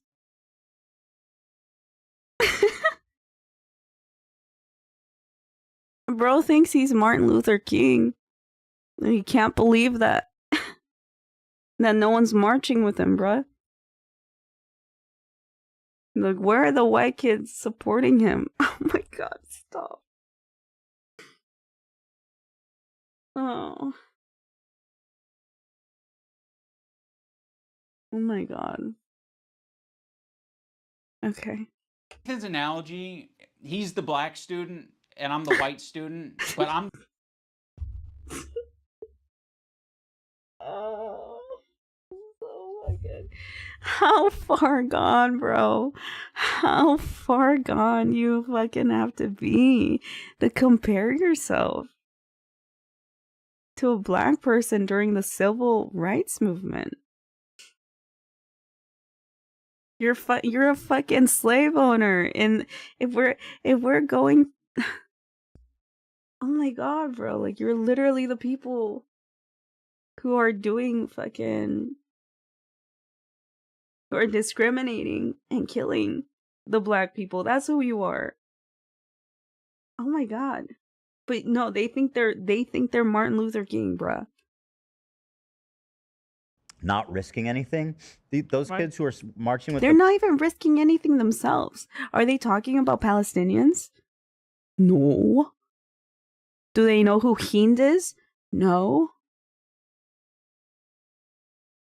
Do they know who Reem is? No. Do they know who Sidra is? No. Can they name one Palestinian person? Most likely, no. They're not sticking up for anyone in Palestine. The black students and... So in Ethan's analogy, he's the black student and I'm the white student, but I'm the white student that's not, you know, marching by his side. I'm not doing the difficult thing. You're gonna have to march on your own, black student. Marching with the black students and... I mean, why is it inspiring? Why is it inspiring? Well, and it's the same thing, to bring it back to the song just because, but it kind of is the same thing. Like, I was thinking about going to Gaza until I found out it's dangerous. He's a total performative activist that doesn't give a single fuck about the cause. Ah, it's been performed exquisitely. Harassing one person and seamlessly transitioning into harassing another one. If anyone's been watching for the past fucking year, I'm pretty sure they have a good idea of your feelings about Hassan. Like, people like Anissa are the perfect example because she's friends with these people. She's friends with Denims. Denims is streaming this story about our kid I'll show that, yeah. getting Giarda from the dog, whatever.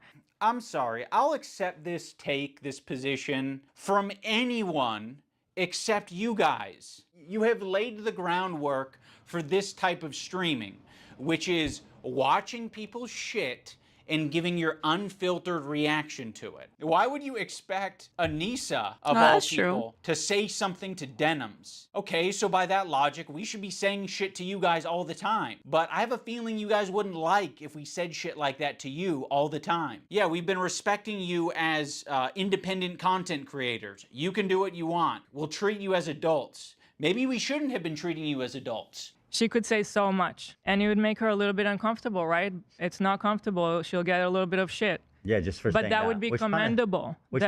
And by the way, it kind of speaks for itself that saying, hey, their house is clean, they're, you know, they're actually good people, like that's going to get you shit. That kind of says it all, doesn't it? There isn't a single person that I respect who would give a fuck if I publicly said that Ethan and Hila are great with their kids, Ethan and Hila didn't kill their dog, and Ethan and Hila wipe their asses or don't have giardia or whatever the prompt is. No one would care. The only person who would care is me, because I'm like, why did I tweet this out? I'm not tweeting out because I'm not your fucking lapdog. That's why I'm not tweeting it out. I'm not saying it to my audience because I don't give a fuck.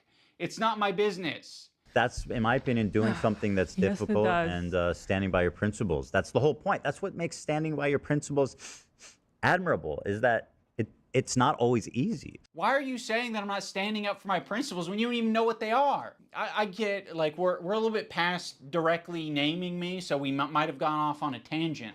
If you maybe accepted the phone call and we talked about it, you could have asked me, hey, what are your principles? And I can tell you the way I've been behaving. No, yeah. Ethan has been, like, avoiding a bunch of people who want to talk to him. Again, he's just... He needs to wake the fuck up, honestly. Like, they want all of this fucking... And Ethan and Hila have the audacity to call these people performative, but, like, if they're not willing to talk to people straight up and expect all these people to do performative shit, it's like, bruh, look at the mirror. Ciega. Is exactly in line with my principles. Now we're going to talk about the BDS list. We're going to start off with Frogan because obviously this is like as bad as it gets. If you're following... Boycott these creators now for their complicity and not deep-throating Ethan Klein. Stop, bro. Stop. Befriend, discuss, social media follow, priority boycott targets of the BDS movement. Frogan. Again, a Muslim woman, right? He hates her. Because he's racist, mostly. And also because, like, she was one of the first people to call his bullshit out. Why? Again, because she's, like, obviously Muslim, you know. Muslim/Arab. I don't know which one. My bad if I'm wrong, but see, maybe I'm being racist now, but No, yeah, that's the only reason why, because like he shows so much animosity towards her more than he does to Hassan, which is kind of crazy to me. I'm like, bruh. Frogan, that can only mean that you're anti-Ethan. Oh, this Yes, is not a good start. that's true. Love of the H3 podcast. You are following Frogan, so that means that you are anti-Ethan. Sam, Morg Pie, friend of the show. Olivia, Ian, Daily Dose of Internet is anti-Ethan? Jesus, this is fucked up. Pokimane, comment etiquette. Oh shit, Asmongold's in here? Asmongold follows Frogan? No, Asmon. That means you're anti-Ethan. That's fucked up. We're gonna want to avoid. Which is crazy because like Asmongold has been obviously supporting Ethan in his like racist rants. So that's kind of fucking funny that he follows Frogan. What? What do you mean what?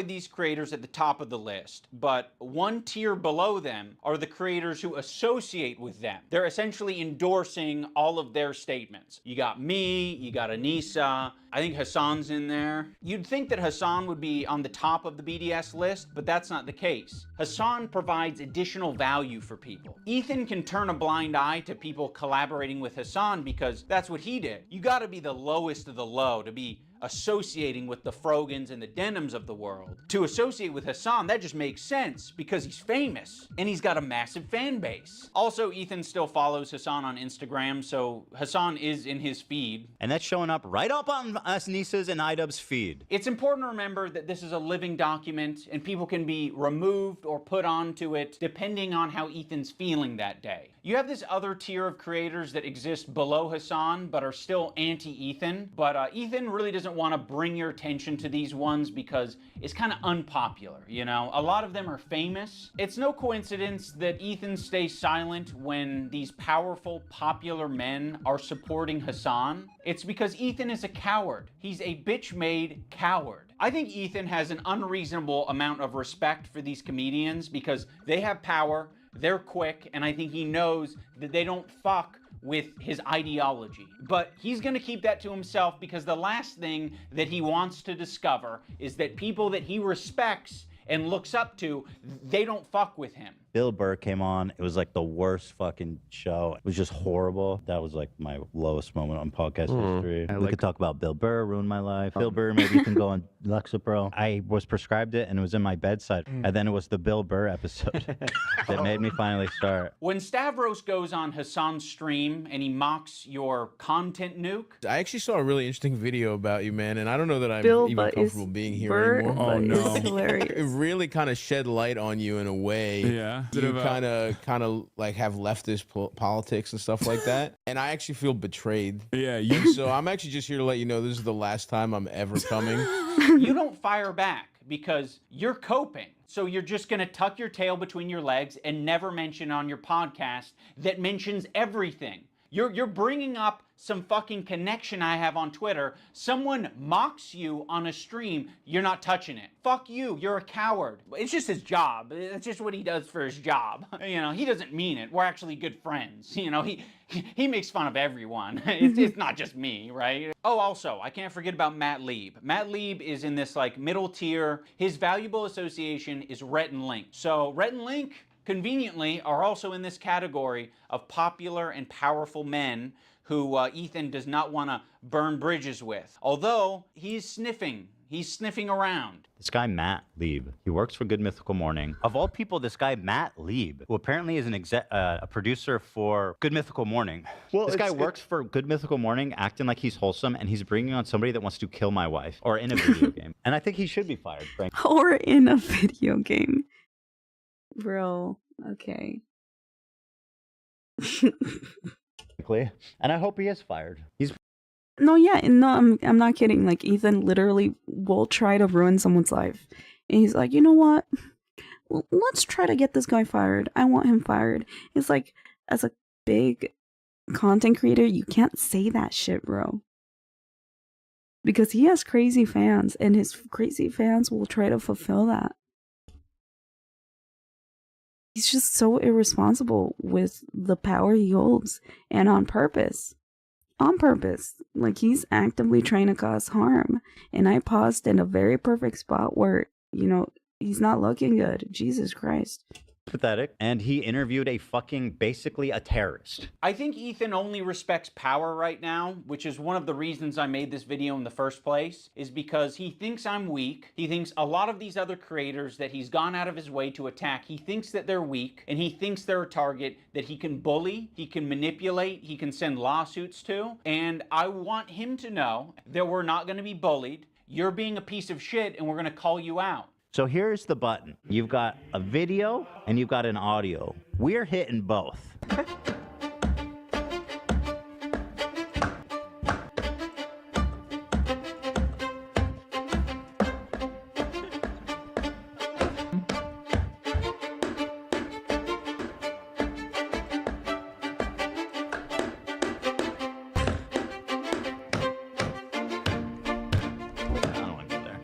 Yes. There's no point. Let's leave. Yeah, there's no need. Yeah. I don't want to. But shit. Like, how pathetic are you? Don't worry if you don't have it all now. I'll go Mr. Wade. I don't like pedophile. Like the Eye of Sauron. I see you. I see you out there, you fucking cockroach. You'll be living with your parents for a lot longer, buddy. Yes, please. I want to be a good Jew. I'm a good Jew. Please, guys, please. That was fine. Yeah, I don't think it was that. That was fine. Big a deal. Of all the things that it always surprises me what you think crosses the line. Well, I looked at Olivia and she's like, yes, do it. Now let's talk about the button. Ethan got this button, or kill switch, as a response to the controversy with Cutie Cinderella. He was not able to control himself in that moment, and instead of figuring out how he can change his behavior, he spent $20,000. Dan and Ela were like, we would kill button that right now if we could. I can't change who I am. I know. That's why the kill button is on its way. That's it. See, exactly. He uses the button for everything. If his jokes don't land, he's hitting the button. It was being presented as if the Jordan crying thing. I hit the button. Why? I don't think I needed to, but you guys were giving me crickets, so I panicked. If he's insecure about getting something wrong, he's hitting the button. But okay. You what? Button for that? What on this frame could Ethan have responded to? Perhaps the country flag that he got wrong? Maybe. I don't know. If he goes on a problematic tirade, he's hitting the button. Before, look how sad. But yeah, it's not just that. Like their eyes are like big. Stop. I don't think you guys are wrong on this one. I think you guys are all wrong on this one. I don't think he's... Bro, I need a button. Zaya, I am your button. You don't need a fucking button. No.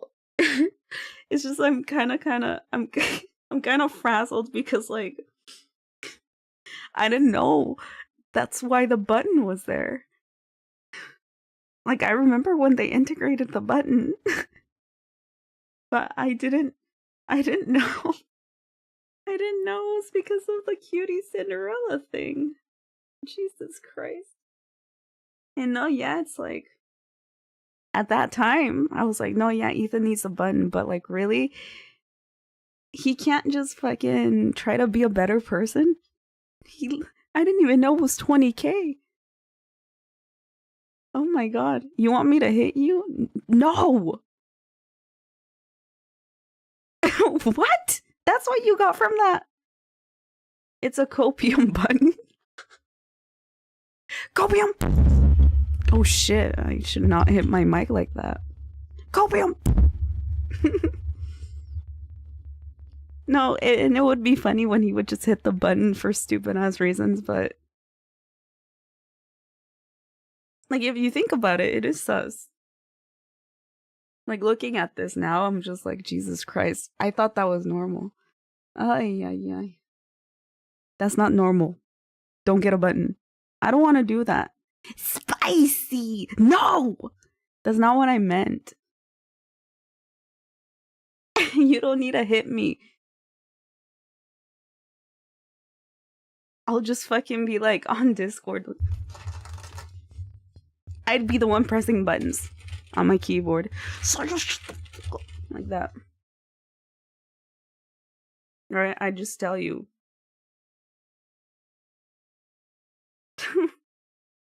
Don't get a button though. That's like, if you look at this seriously, I think it's just like, like why does Ethan have the button actually? Okay, fine. Like if you were to get a button, you should get a button. Me. I should get a fucking button.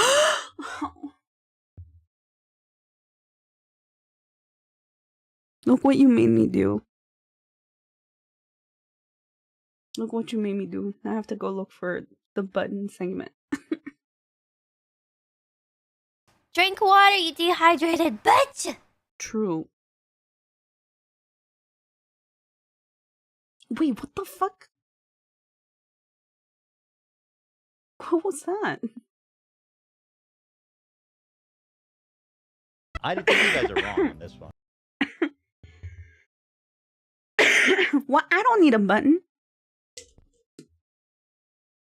Well, unless I'm drunk.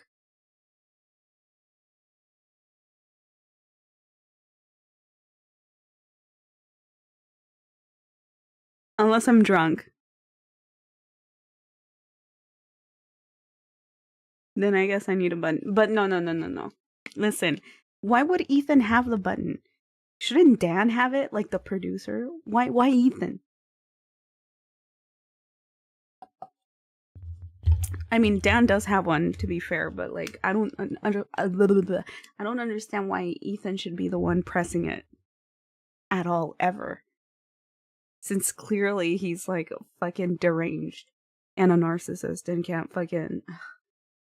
I, however, do not need a button.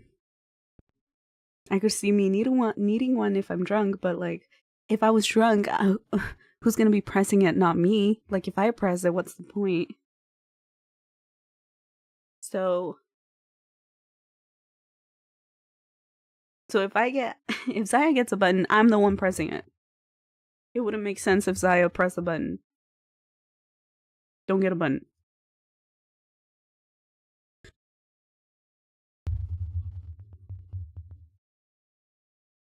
He fails, button for comic relief. True. He's not funny, button. He's scared, button. It's just a cover-up, button. Guys, button. He farts, button. He burps, button. I think you guys are all wrong on this one. I don't think he's unique in hitting the button. I think if all of us had buttons, we'd hit the button all the time. But if you don't have it, you operate differently. You think about what you're saying. 20K button on its way right now. Don't even. That is literally what I owe in my college tuition, bruh. Give me the 20K, not the fucking button. Oh my god. No, that's not the point. Save that for your life savings, idiota. Don't. Shut! Don't let them get the button. Don't get a button. You can get a button for like $5 on Amazon. No. Listen. The reason why this particular button is 20K is because it stops everything streaming wise. I'm assuming. Wait, chat, is 20K worth like? Actually, that's true. Like, should it really be 20K? Should it really be 20K? The button? That is a bit much, huh? That's a fair point. Like, couldn't they just make... Wait, actually, yeah. Couldn't you just get a fucking Elgato thingy? What's it called? What are those called, chat? The Elgato thingy? Wouldn't that just stop the stream? Aren't Elgatos like $100, $200? Capture card? No, what? Oh, a stream deck. Sorry. Couldn't you just get a stream deck? Actually, you could make a power switch with a Staples. That was easy button for like nothing. That kills everything. Ah. You can get them cheaper than that. Oh yeah, you could. Like, yeah, couldn't you just fucking get a fucking stream deck and then press the button on the stream deck to like switch to a different scene on OBS that has nothing. They legit did not have to waste 20k. Zaya, buy a fucking Stream Deck. Don't buy 20k for the button. Or hear me out, wireless keyboard, and you hit Alt plus F4.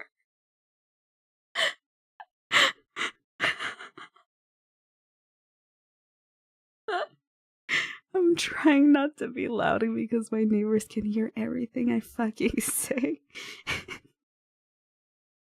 But like, that is literally very cheap. That 20k for a button, what is wrong with them? You see, this is, Jesus Christ. We're optimizing here, chat. We're finding the best ways to find a kill switch for stream. Jesus Christ. That's free. Alt F4 is built into the keyboard. He already has. It's true. He already has the keyboard. There is, for what purpose did they waste 20k?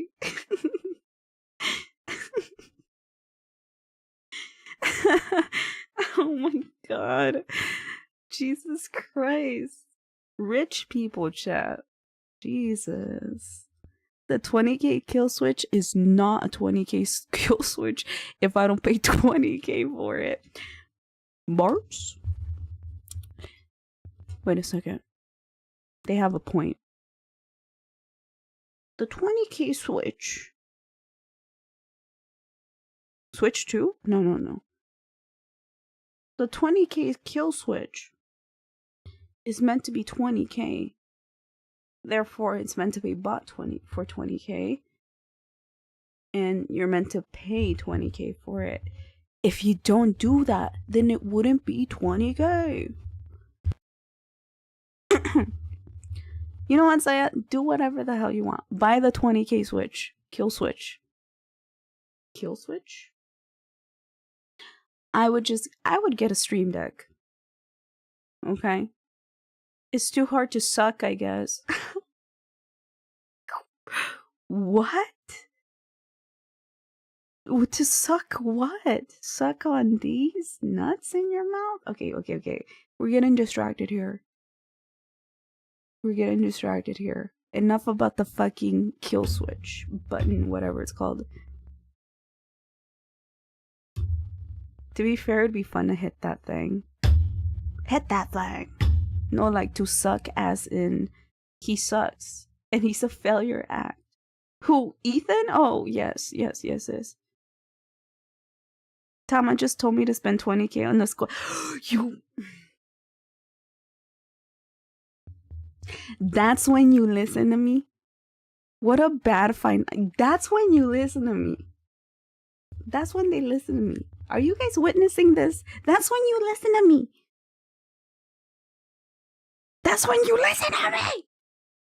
Lol, yeah. No, don't say lol, yeah. Elik,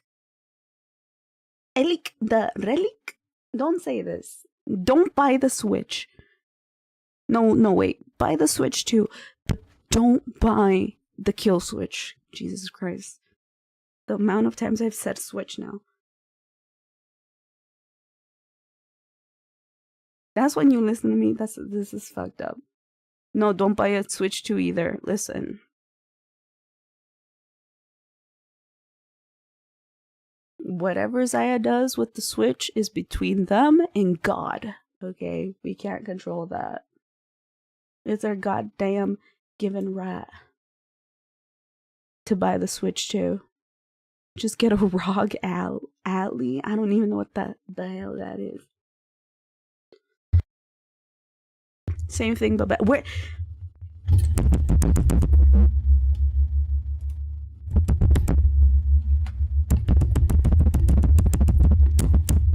I'm flicking you guys. I'm flicking you guys. Imagine I'm in front of your face and I'm doing this to your forehead. I'm flicking your guys' forehead right now. You're getting distracted. Wake up. Okay, let's go back to the video. Let's go back to the fucking video, bro. Okay. Jesus. Boop.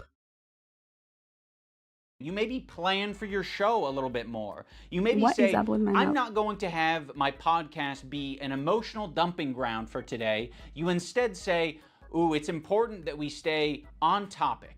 Also, the H3 community and Ethan himself use the phrase goblin mode all the time to excuse a lot of his shitty behavior or make it seem less bad. I've been diagnosed with goblin mode, actually. By claiming that what happens is he just gets into this like uncontrolled state he refers to as goblin mode. I do not call myself goblin mode. Yeah, oh, yeah, that's what you did. Goblin mode? Is that what you're calling Tourette's now? To all victims of goblin mode, I would like to issue an apology. Well, he you are goblin mode today. You're goblin mode. Look how many times you paused the I'm trying, video. And I don't think there's no room for using the term goblin mode. I like the idea that you're defending yourself and the little guy by going goblin mode when a big corporation or a big entity is trying to attack you. Like, if you fuck me over, if you steal money from me, if you patronize me, if you do any of this shit like you're trying to do to me, to treat me like a fucking idiot, I'm crazy, dude. I've gone fucking goblin mode over way less. But you not thinking about what you're saying, not, reflecting on your behavior, not changing your behavior, that's not goblin mode. That's being a child. Let's talk about the crew. I think the crew has been put in the worst working environment that you possibly can be for a fucking podcast. Every crew member has it bad. To be around Ethan, period, would be a nightmare right now. I'm standing by every fucking syllable of that, okay? What she did was abhorrent. And by the way... Just don't. Listen, your critique of her is correct. It's just, people are sensitive about women being called that word. And so... Like, how pathetic are you? You know what I mean? Well, I'm not assuming his pronouns. And fuck all these people. Go ahead. No, and I'm no. not yelling at you. I'm just... Kelly is a black woman, right? Oh my God, Ethan. Maziel is a Korean. Oh, Dan, come on. You're being such a buzzkill. Yeah, I didn't know Korean. I asked if Koreans are POs. God. Dan's in the bathroom. Let's just not do this right now. I asked if Korean people are POCs. The one time the button didn't work and we listened to how he spoke to AB without thinking that the internet was going to hear it, it was rude, it was nasty, and it didn't have this caveat of like, I'm not mad at you. It was anger, and it was uncalled for. Use they get access to cover most of it. We're doing it. What are you Making it doing? so awkward and terrible. I'm sorry, I'm not. Just like this is what I'm talking about when it's always like. We need to get home for our kids. It's like, bro. Oh no, I didn't want to finish it right now. I'm about finishing Wednesday. On Friday, maybe. Is it? You guys, like... All right, I'm taking my hand off the. What? Okay, well. I heard all that. Thanks, button. And he didn't want to take accountability for it. He immediately wanted to deflect, and he wanted to say that the button fucked him. First of all, I appreciate the hard work. I know you've you done, do. and I I know. loved it, and I really enjoy it. But it's like every time we do it, it's like the show is what it is, and I know. it makes it. I was being selfish. No, dude, that button f***ed me, dude. Can you imagine that button f***ing me over like that?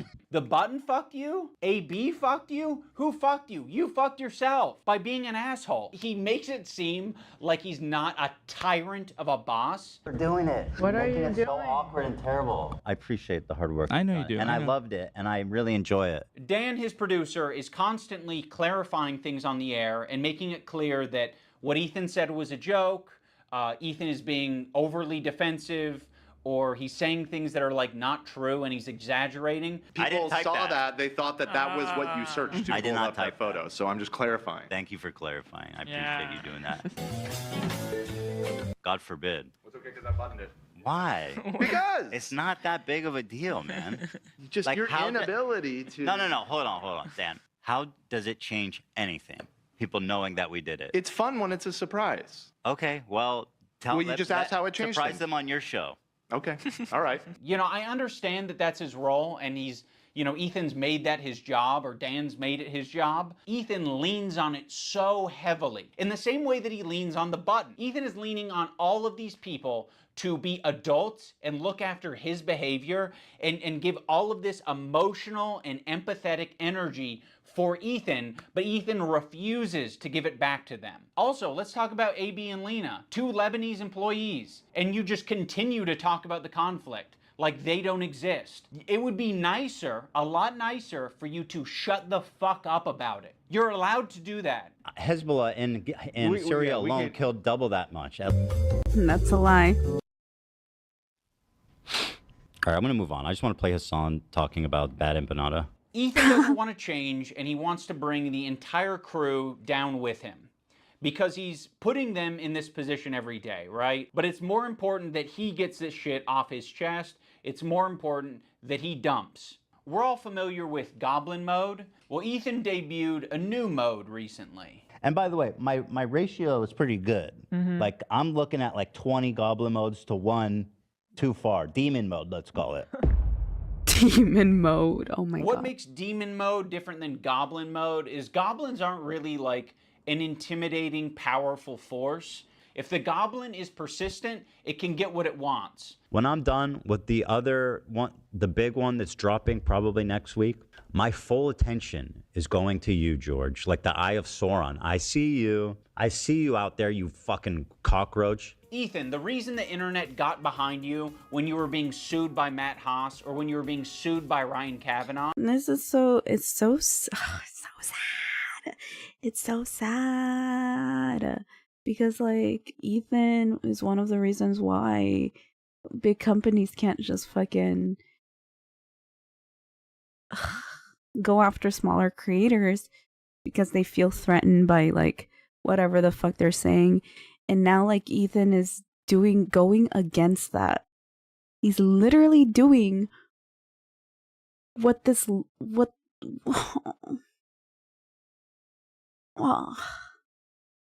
he's literally doing what the shitty people who sued him over dumb shit did.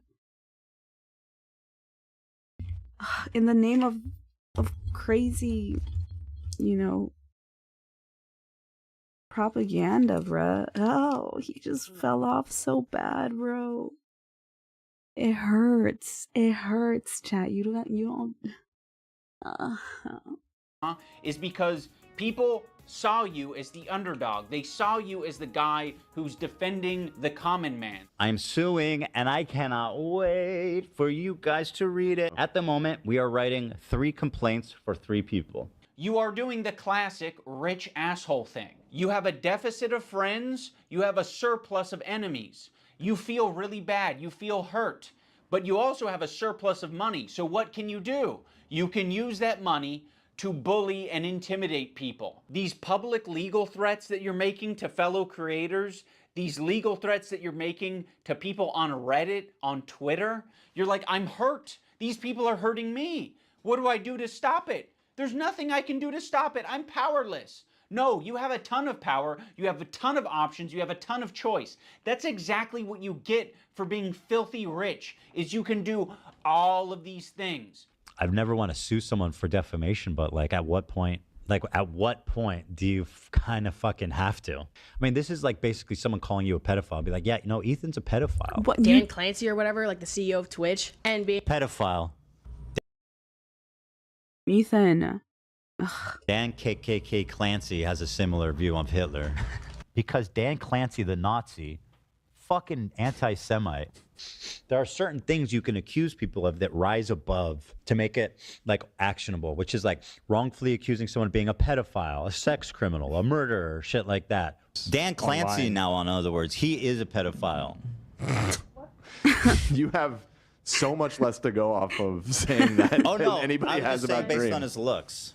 Just on his face, on his well, at least you're self-aware. That's 100% a joke. I have no evidence to conclude that he is. Great joke, Ethan. You got us there, buddy. One of the more notable legal threats that Ethan has sent out recently is against Noah Sampson. I have nothing but... I love Noah Sampson. Actually, we reacted to one of Noah Sampson's videos like way earlier. maybe like what? It was like one of the first TamaTalks episodes. I'm not sure if it was like the 3rd or the 5th episode. I can't remember, but I can't believe he's suing Noah Samson. Vibes to gain, and potentially your money as well. Don't worry if you don't have it all now. I'll garnish your. He does like really well researched stuff. It's such a goddamn shame that he's trying to bully them into silence through lawsuits. Wages. You're going to be living with your parents for a lot longer, buddy. 26, you know what I mean? Try 46. Noah made a video that was critical of Ethan and other content creators when they're talking about Israel and Palestine. I mean, the way he's talking about Noah on his podcast is so fucking creepy and weird. Is this a new thing? This is a new thing. This happened during the show. Upon initial examination, it seems to check out, and it's not great for young Noah. Can I say that? Don't say it yet. I'll say it. So he's a rape. So of course his standard. I don't know what he's accused of, so I'm not actually going to say. But Ethan brought on a former partner of Noah to basically just shit talk him and say that he's a bad partner. But that's all that Ethan was able to extract out of it. you are not accusing him of committing any crimes or doing R-word or anything like that. The accusation is that he's a sleaze. Absolutely. Noah Yeah. Samson, as far as I know, is not a rapist. Fuck you to.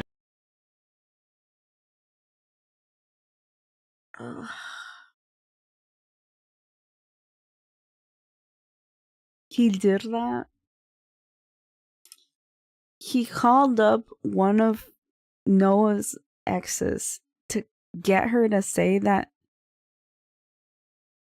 he's a rapist and or something worse. And she's like, no, Lamau. He's just a piece of shit. I don't know. Oh, God, are you kidding me? Oh my God, what an Please. Absolutely. Noah Yeah. Samson, as far as I know, is not a rapist. Look how angry Fuck he you to is. Noah Samson, who's not just a liar and a scumbag, but also a creep. Allegedly. Allegedly. Now let's talk about the left-leaning Democrat. He presents himself as someone like me, a left-leaning Democrat who supports space. Hassan is not a Democrat. That's why I like Hassan, precisely because he's not a Democrat. I hate Democrats. Already, and I know this is from the content nuke video that he made. Listen, just by him saying that, he knows nothing. He literally knows nothing.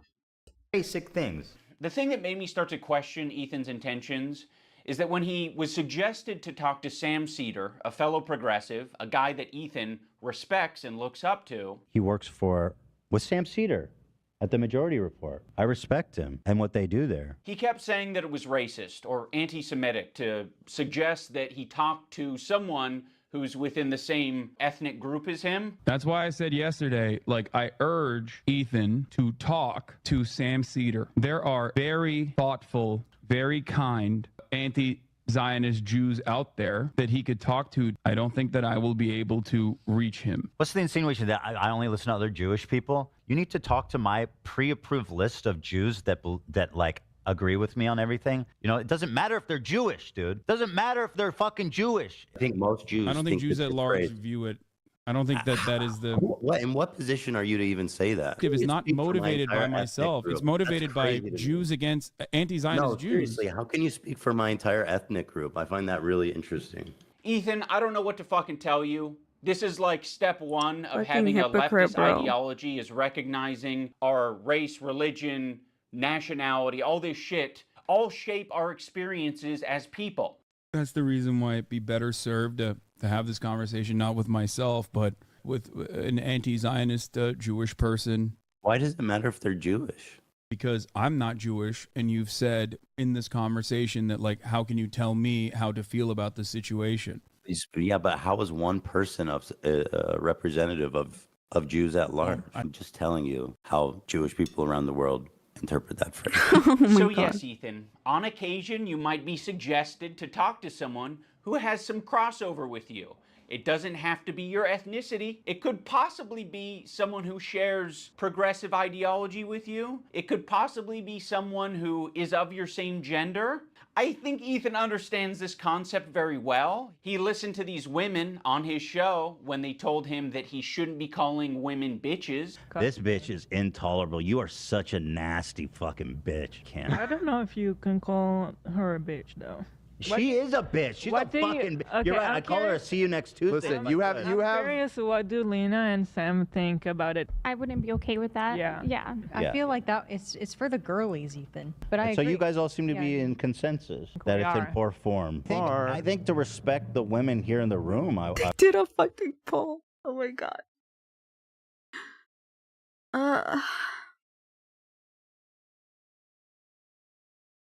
We should do a poll for me. I use that word a lot, chat. Can Tama ever say bitch towards a woman? I would say no. That's like one of my policies. And if I do say it, it might be by accident. Or with a lot of love in my heart. Tama time. Da-na-na-na-na-na, Tama time.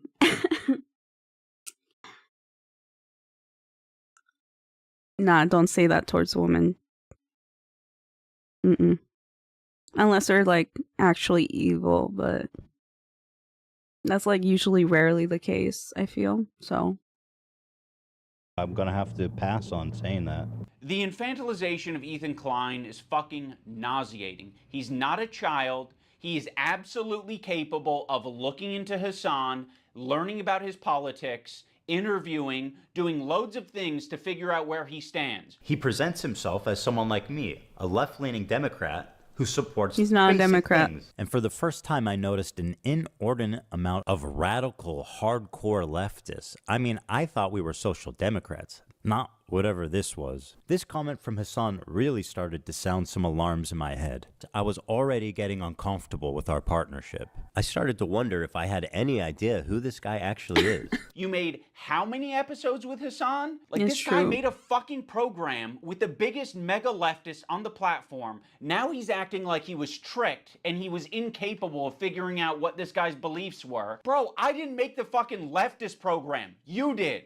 You made fucking, what, 60 some odd episodes of this shit for hours talking to this guy? You didn't have a problem with any of it until, Ethan talks It's about true. being aware of Hassan's 9/11 comments and then sort of leaves it at that. Like it was just a joke. Actually, I think Ethan describes them as edgy moments or jokes. You might remember him from such classics as... America deserved 9/11, dude. Fuck They it. did. I'm saying it. Now, to be clear, I knew about all these edgy and controversial jokes at the time we made the show together, because who am I to judge? No, Ethan, those aren't jokes, right? When someone makes a controversial statement like that, that's not them trying to be funny. I can understand why you would conflate the two. That is someone who is extremely frustrated and passionate about a particular topic. In this case, American imperialism and terrorism. You could have looked into that. You could have talked to Hassan a little bit more and found out what his international politics opinions are. But you wouldn't even need to do that. You can look at it online. You're not a victim. You weren't tricked. You made 60 some odd episodes. If you didn't want to go down this route, you shouldn't have done it. But that was your fucking choice. You did it. You are an adult. When Ethan and Hila are watching Matt Lieb saying that one state doesn't represent all Jews, they cannot wrap their heads around the idea. No single person represents all Jews. I'm just telling you how Jewish people around the world interpret that phrase. No single person represents all Jews, as no single state represents all Jews. This is another weird thing. Oh my Israel God. Israel. This is a lie that I see Hassan and people pander. lie?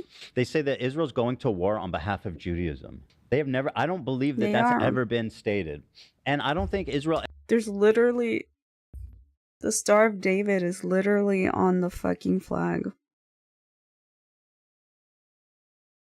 And when you bomb like a fucking kid with a drone, or when you like kidnap children, normal civilians, kill them, and then draw the Star of David on their bodies,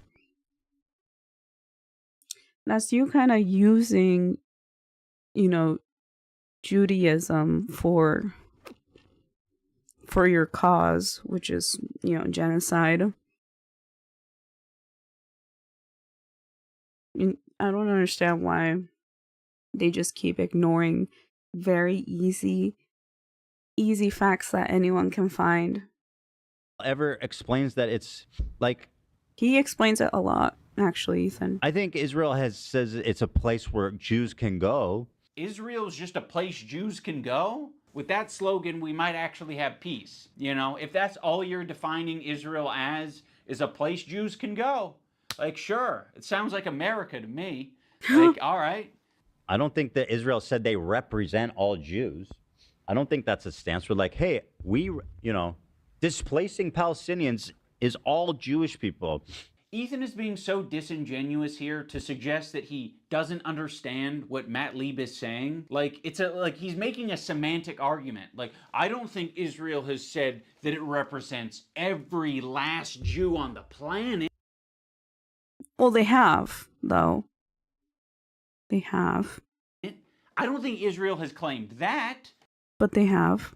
They're not going to say that their most genocidal behavior represents anything to do with them, okay? They have. But what they are going to do is they're going to inexplicably link Israel and Jewishness together. So when they're being criticized, all of a sudden they have the perfect defense. Oh, another thing I need to mention. There was a tier list. It was called the Who Can Say Habibi tier list. This is what got a bunch of pro-Palestinian, Arab and Muslim creators on Twitch banned for like over a month. It was presented at TwitchCon as like a panel that was just meant to be lighthearted and fun. And Ethan Klein saw that and he decided that it was anti-Semitic. Tier list them, and we're going to need your help to discuss and figure out who can say Habibi and who can't. And also, we have tiers. We have Arab coded. They ask permission to say Habibi. You know, like you got like a white guy's like, can I say it? Is it slurs? And then Love Sabra, which is they're not Arab coded at all. Now, when I first saw this tier list, I immediately knew what it was doing. I was like, oh, it's a play on the who has the N-word pass and who doesn't tier list. Granted, Habibi is very different than the N-word, but it is a cultural word amongst Arabic-speaking people and Muslim people. Like that is a word that's used. Habibi, it means my love. Oh no, don't do that, Habibi. Oh yes, Habibi. You're my Habibi, I'm your Habibi. So yes, it's meant to be a fun way that these Arab content creators can express their Arab culture and be proud of it and happy about it. Because it's not like they have massive representation on the platform. Making a tier list based on race. And nobody has a fucking problem with that. Okay, you have a tier list based on race. Where's the Jewish panel? Where's the Jewish panel? Where at the top it says Jewish. It's a tier list based on Arab to Jew. He's Arab, which is good. That's the best thing you can be on this. That's the best. This is racist. I will say that conveying information through a tier list is not the most effective thing, but Ethan should understand this principle. He did a white slurs tier list with Hassan. Cracker. I mean, you know what my take is. Wait. You can't say that on Twitch because it's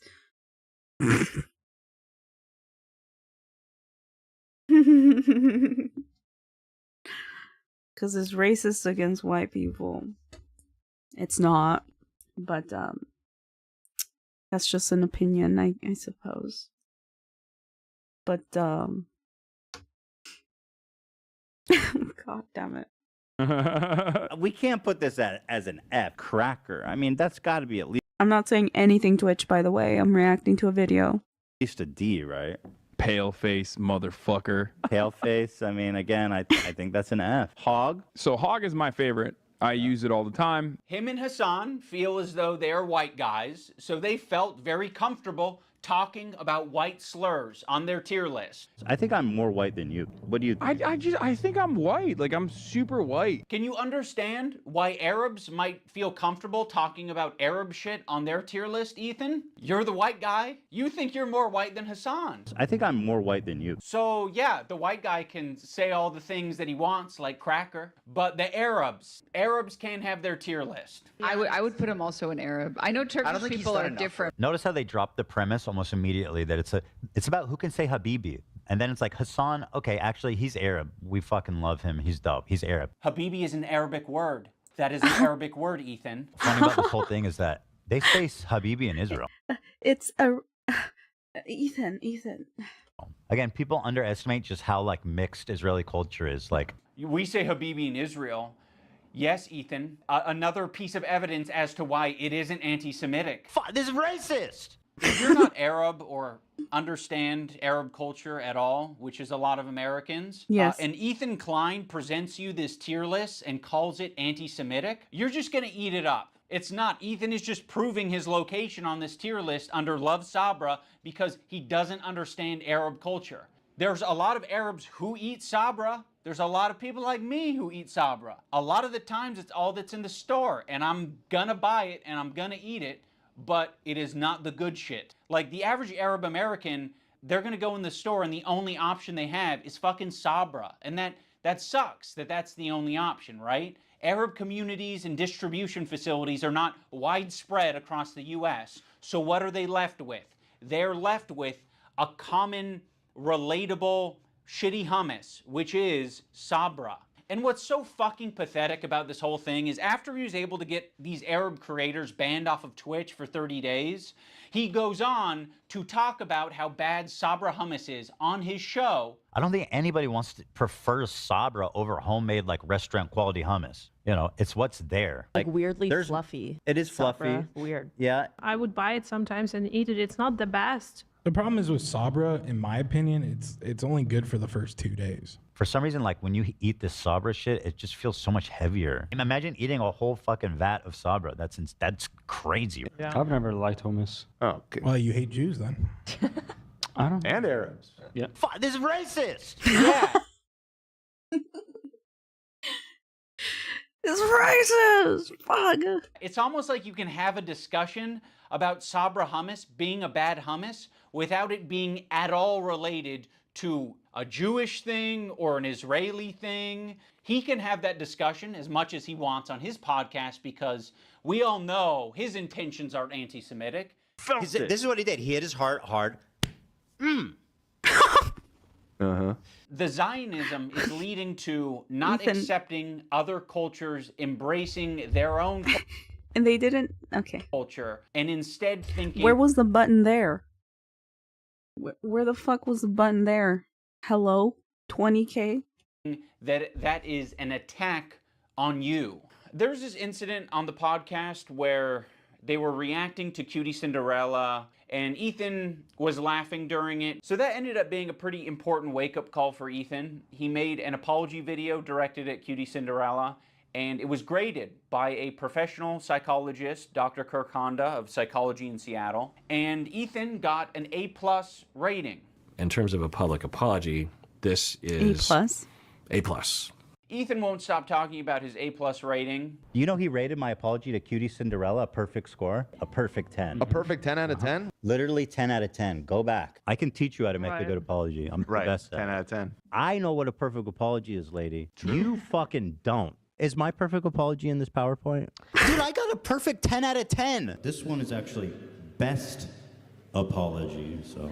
Ethan Klein, you guys, oh my God. I was trying really hard to think about an impactful moment during this video. Like, could I do something that would really wake Ethan up? And I don't know if this came from a good place or not, but I came up with the idea of getting Ethan's grade changed from an A to a B at least. So I went to visit Psychology in Seattle. I'm not confident that Kirk will change his grade, but it's worth trying. And, you know, we might learn a thing or two. Xander! Probably get pretty low marks. Unlike me, perfect score, 10. I said, hey, Lud, no wig drama. Why are you such a spineless coward of a person now that you've inserted yourself and your girlfriend into this conversation? Okay, Idubbbz, I hear you. You're in the room with me right now. I hear you. I hear your request. I understand it. I can understand where it's coming from. And I guess have a policy that when there is a grade for an apology, I am just grading that discrete apology as I see it without taking any consideration of prior or future behavior. If you're wanting me to comment on the overall behavior or the recent behavior. From the clips that you have shown me, I believe that Ethan is a good person, and that eventually he will feel sorrow and will feel sorry and will apologize, and I will be there to evaluate that apology when it happens, which I know it will. Oh, brother, this guy stinks! Unfortunately... I don't know, bruh. It's so hard because, like, I as a viewer gave Ethan and Hila so many chances. To not be evil. Where, like, oh, I wonder what it was that was way too much for me. I can't remember, but I what was it, bro? It had to be after the talk he had with Hassan. But no, I remember just being super angry. I'm like, I'm never interacting with this fucking channel ever again. But if I don't know, they have to do so much work to be able to try to fix all the damage that they've done. And they have to actually, like, pull through and work hard at, you know, trying to take back everything that they said and make things right. So if they succeed in that, I suppose I would accept their apology. As a viewer, I don't know, anyone who suffered from their consequences, of course, don't have to do that at all. But yeah, I don't know. The psychology guy, whoever that guy was, he's not taking into consideration how many people they're hurting and possibly even killing by spreading all of this stupid ass propaganda that racist people just eat up all the time. You know? My face, my room is super dark right now. That's why my model isn't tracking my face well. Ba ba ba ba ba. Kirk did not change his grade, but that's okay. On my mouse. Because this is the internet. Anyone can have their own official apology rating system. So I'm going to rate Ethan's apology a B-. That's just based on my own feelings and my own rubric. When Psychology in Seattle was watching these video clips of Ethan, he said that it looks like Ethan could just use a hug. Now, of course, it kind of pisses me off to hear that shit, because I'm like, what are we doing? What are we saying? He needs a hug? No, he doesn't need a hug. He needs a good fucking ass whooping is what he needs. That's I think right. something that's very important to me in bringing back Content Cop is to be fair. I think that was something that was not illustrated in previous Content Cops that I think should have been, and probably wouldn't have left me with so much regret. Ethan deserves all of the criticism that he's getting. I think it's very valid. But I also think, at the end of the day, we should acknowledge that he's human, because he is human. And he is in a situation that's making him extremely scared, paranoid, defensive, sensitive, and I'm sure other features and feelings. In the spirit of Kirk saying that it looks like Ethan could just use a hug, I have challenged some of his most powerful haters to put down the haterade and just say something nice and charitable about him. He said haterade. I think he deserves it. I just wanted to say that I respect that you are genuinely yourself on the internet. I think a lot of other people respect you for it as well. I think that's a big reason why people were drawn to your content in the first place. I think that's a lot of the reason why your employees chose to work with you over anyone else. Ethan, I think it's respectable that you even began this journey to leave behind the anti-SJW crowd and step into a more empathetic worldview. I know it's not easy. Ethan Klein, I think that when you are being goofy, when you're being silly, when you are being lighthearted, and just having fun with your friends, I think that is when you're at your best. So I'd love to see more of that. That'd be sick. I will be reading my letter off because I don't want to sound robotic. H3 used to be the sports for good that I used to watch. I hope that one day gets back to what I remember. You were one of the inspirations for me to start creating content, so all this has stunk. I hope you really hear this. No, yeah. Frogan, like me, used to be a huge H3 fan. It's a goddamn shame that one of her favorite content creators ended up turning on her and trying to send harassment campaigns towards them every time, just because she's defending, Muslim and Arab people. It's a goddamn shame. And I wish you the best. I think Ethan Klein rocks a buzz cut pretty good, and I think he's got a good choice of facial hair. I think This is the guy he's suing, by the way. it's really cool what he did 8 years ago, fighting that frivolous lawsuit. That was pretty fucked up, and fighting it, he changed YouTube for the better. And I thought that was cool because I thought it was like he was fighting for free speech. I also see the dynamic. And now he's suing him. That's so fucking sad, bro.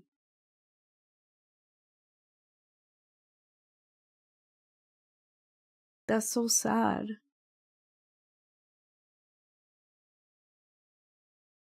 Wake up, Ethan, bruh.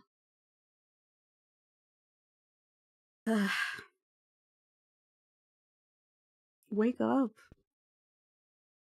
What is wrong with you? This lawsuit, that was pretty fucked up, and fighting it, he changed YouTube for the better. And I thought that was cool because I thought it was like he was fighting for free speech. I also see the dynamic of Ethan and Elon. It's really hard to be a couple online and see people attacking your partner, and it's like, okay, if you come to their defense, if that doesn't always help them, right? Sometimes that makes it worse for them.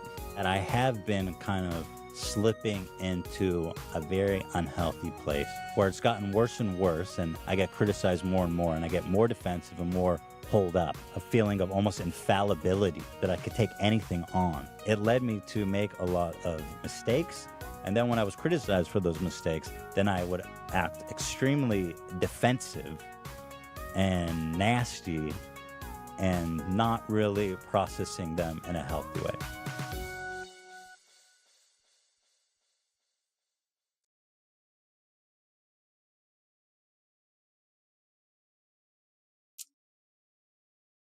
Yeah. See, when Ethan would talk like that back then, I believed him, I truly thought he was growing and he changed his ways and stuff. So all of this is just it's sad.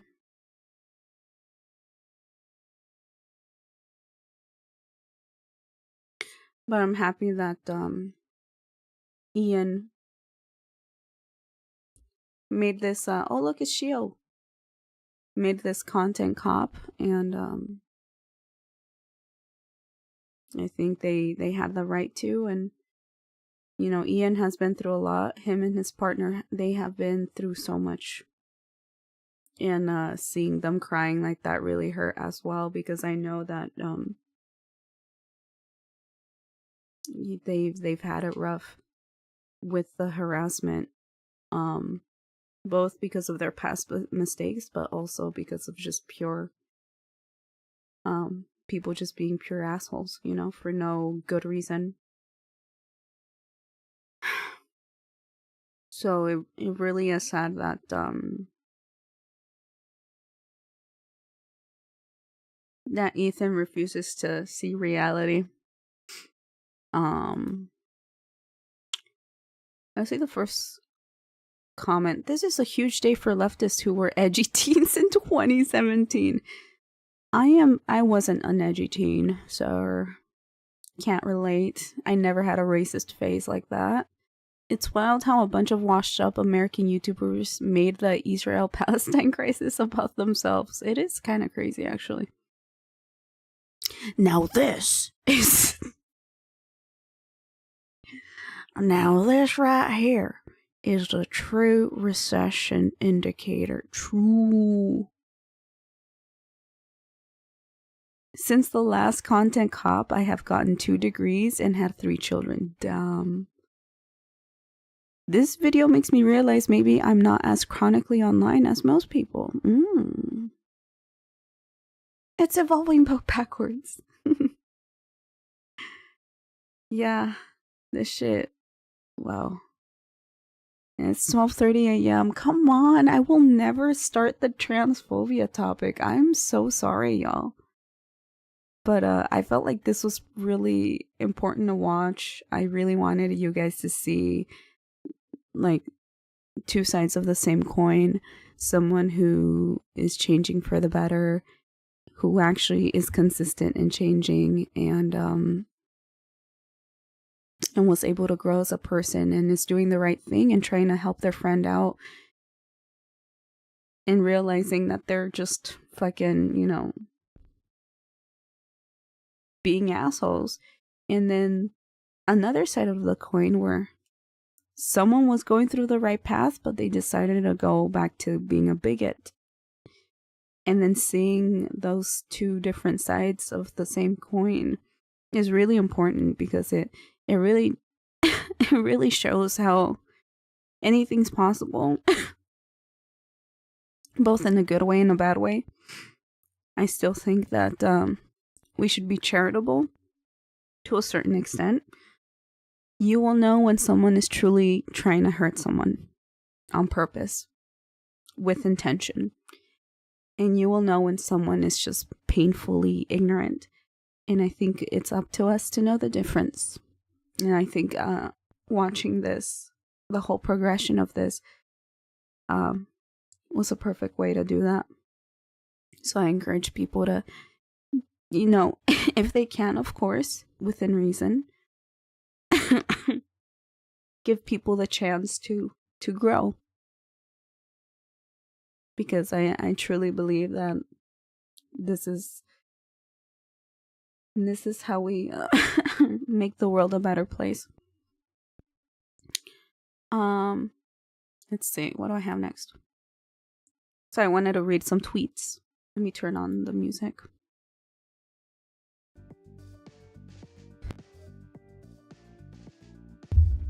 And so I wanted to read some tweets.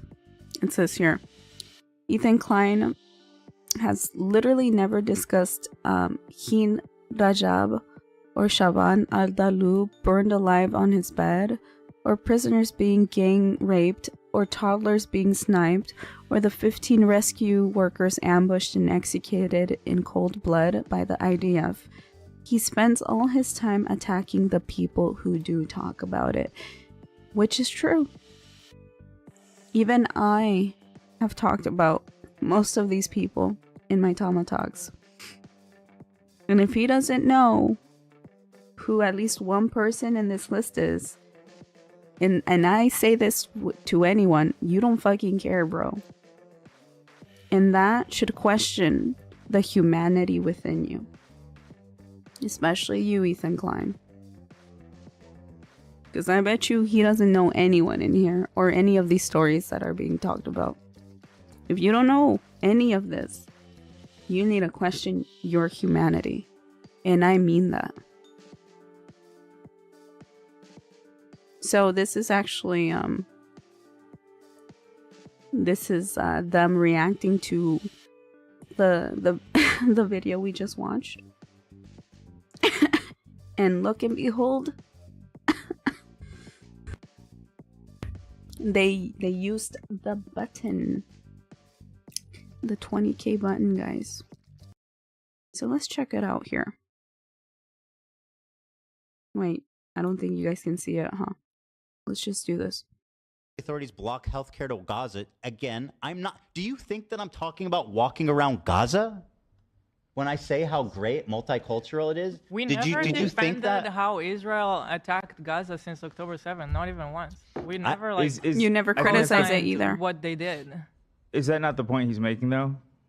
What? That you're like that you're talking about how nice Israel is, but Israel proper is different from Gaza. Yeah, no, I understand. Millions right now, say Muslims in Israel. I guess that's where the. And then they press a button. Authorities block healthcare to Gaza. So extra footage available on Spotify. Before Ethan hit the button while watching The Content Cop, reveals Olivia also spoke up only to be silenced alongside AB after Ethan and Hila denied apartheid in Israel.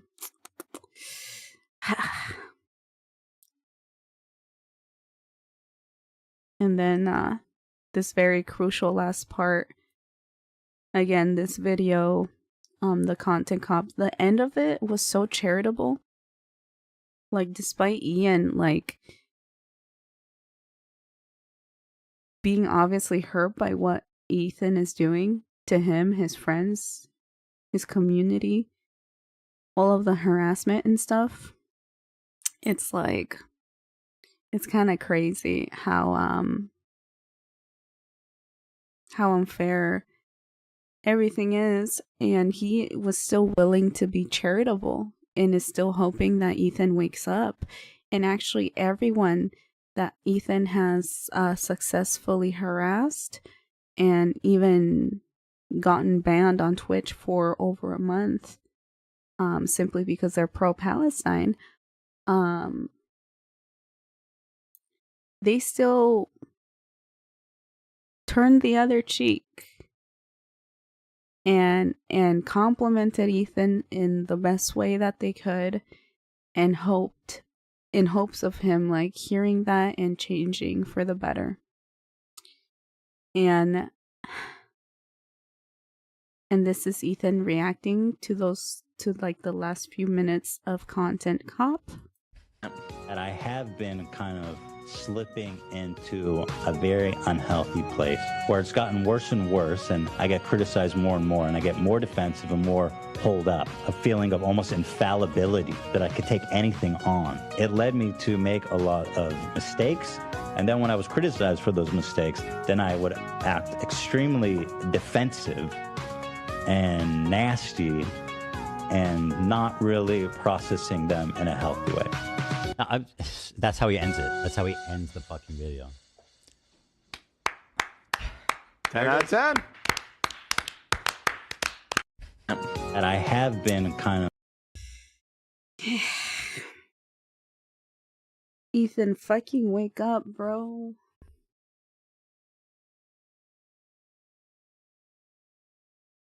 Like, he couldn't even look at himself. It was so sad, bro. He knows he's wrong.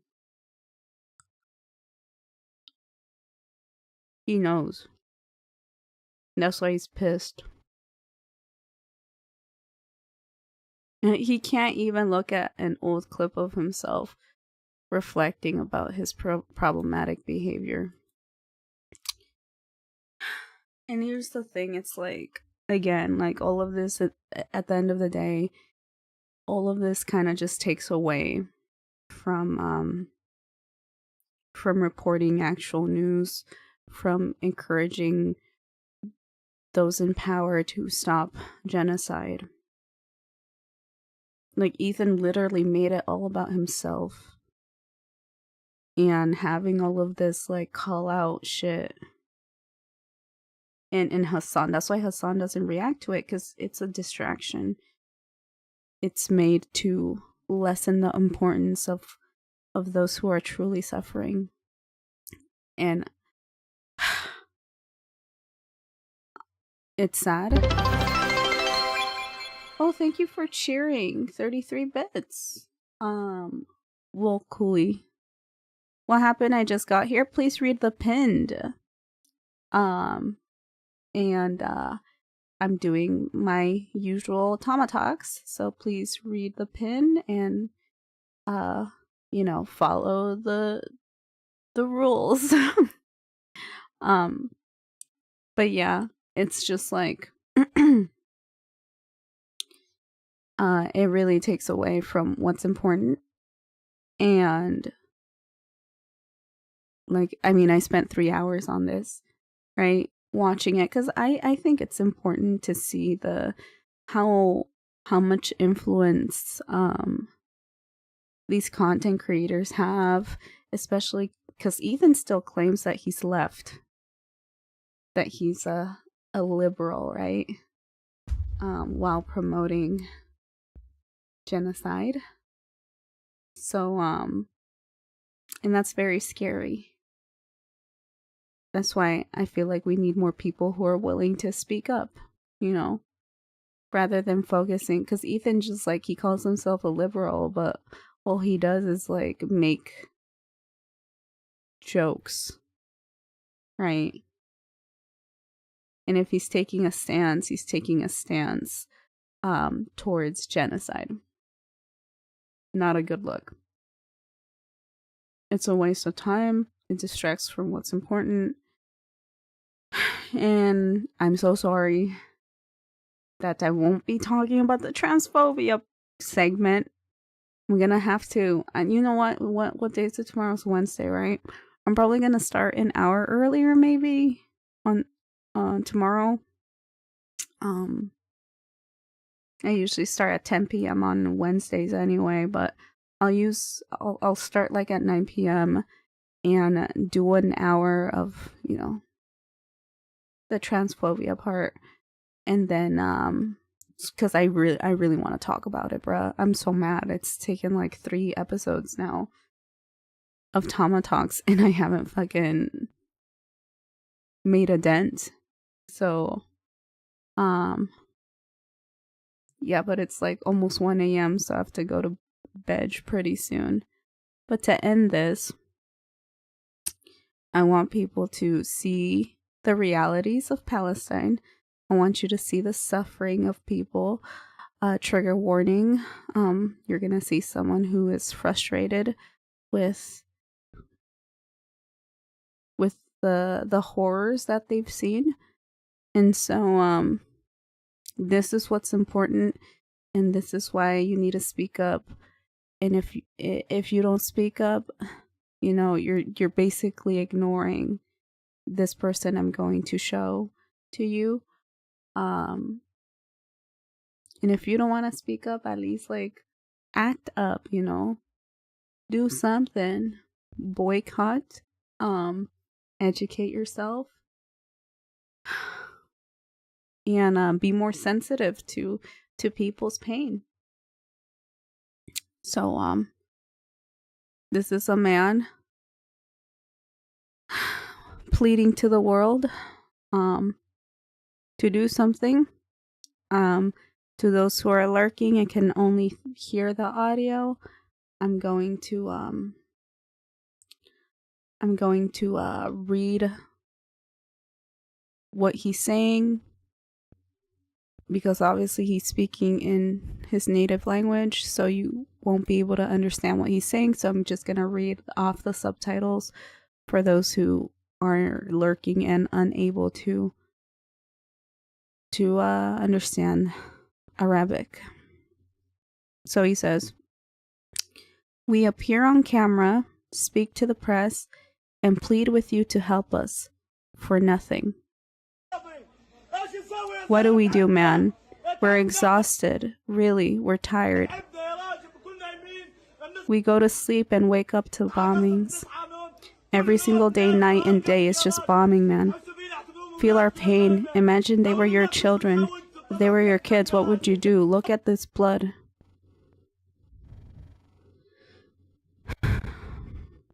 Children, every strike hits a child. Every explosion, it's a child. Everything I filmed on my phone, it's all children. There's not even a single grown man. All the targets are kids, man.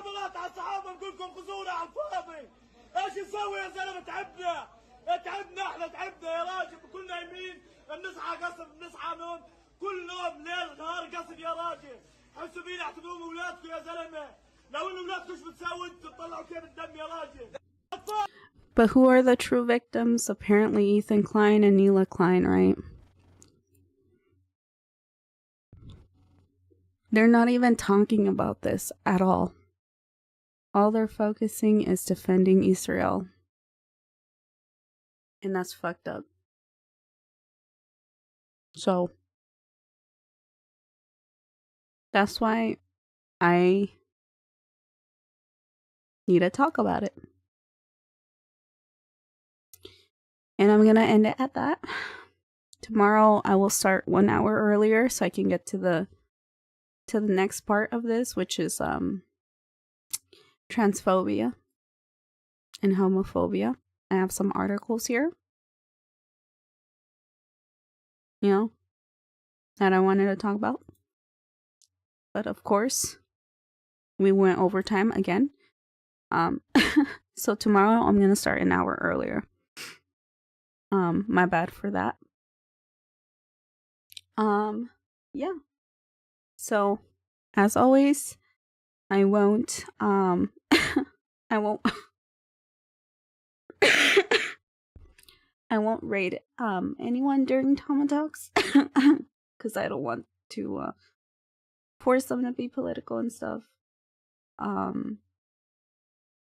But thank you for joining in and for listening to me. It really means a lot. And I'll see you guys tomorrow. Yep. Goodbye. The stream will end after the song ends. So good night, y'all. I'll see you later.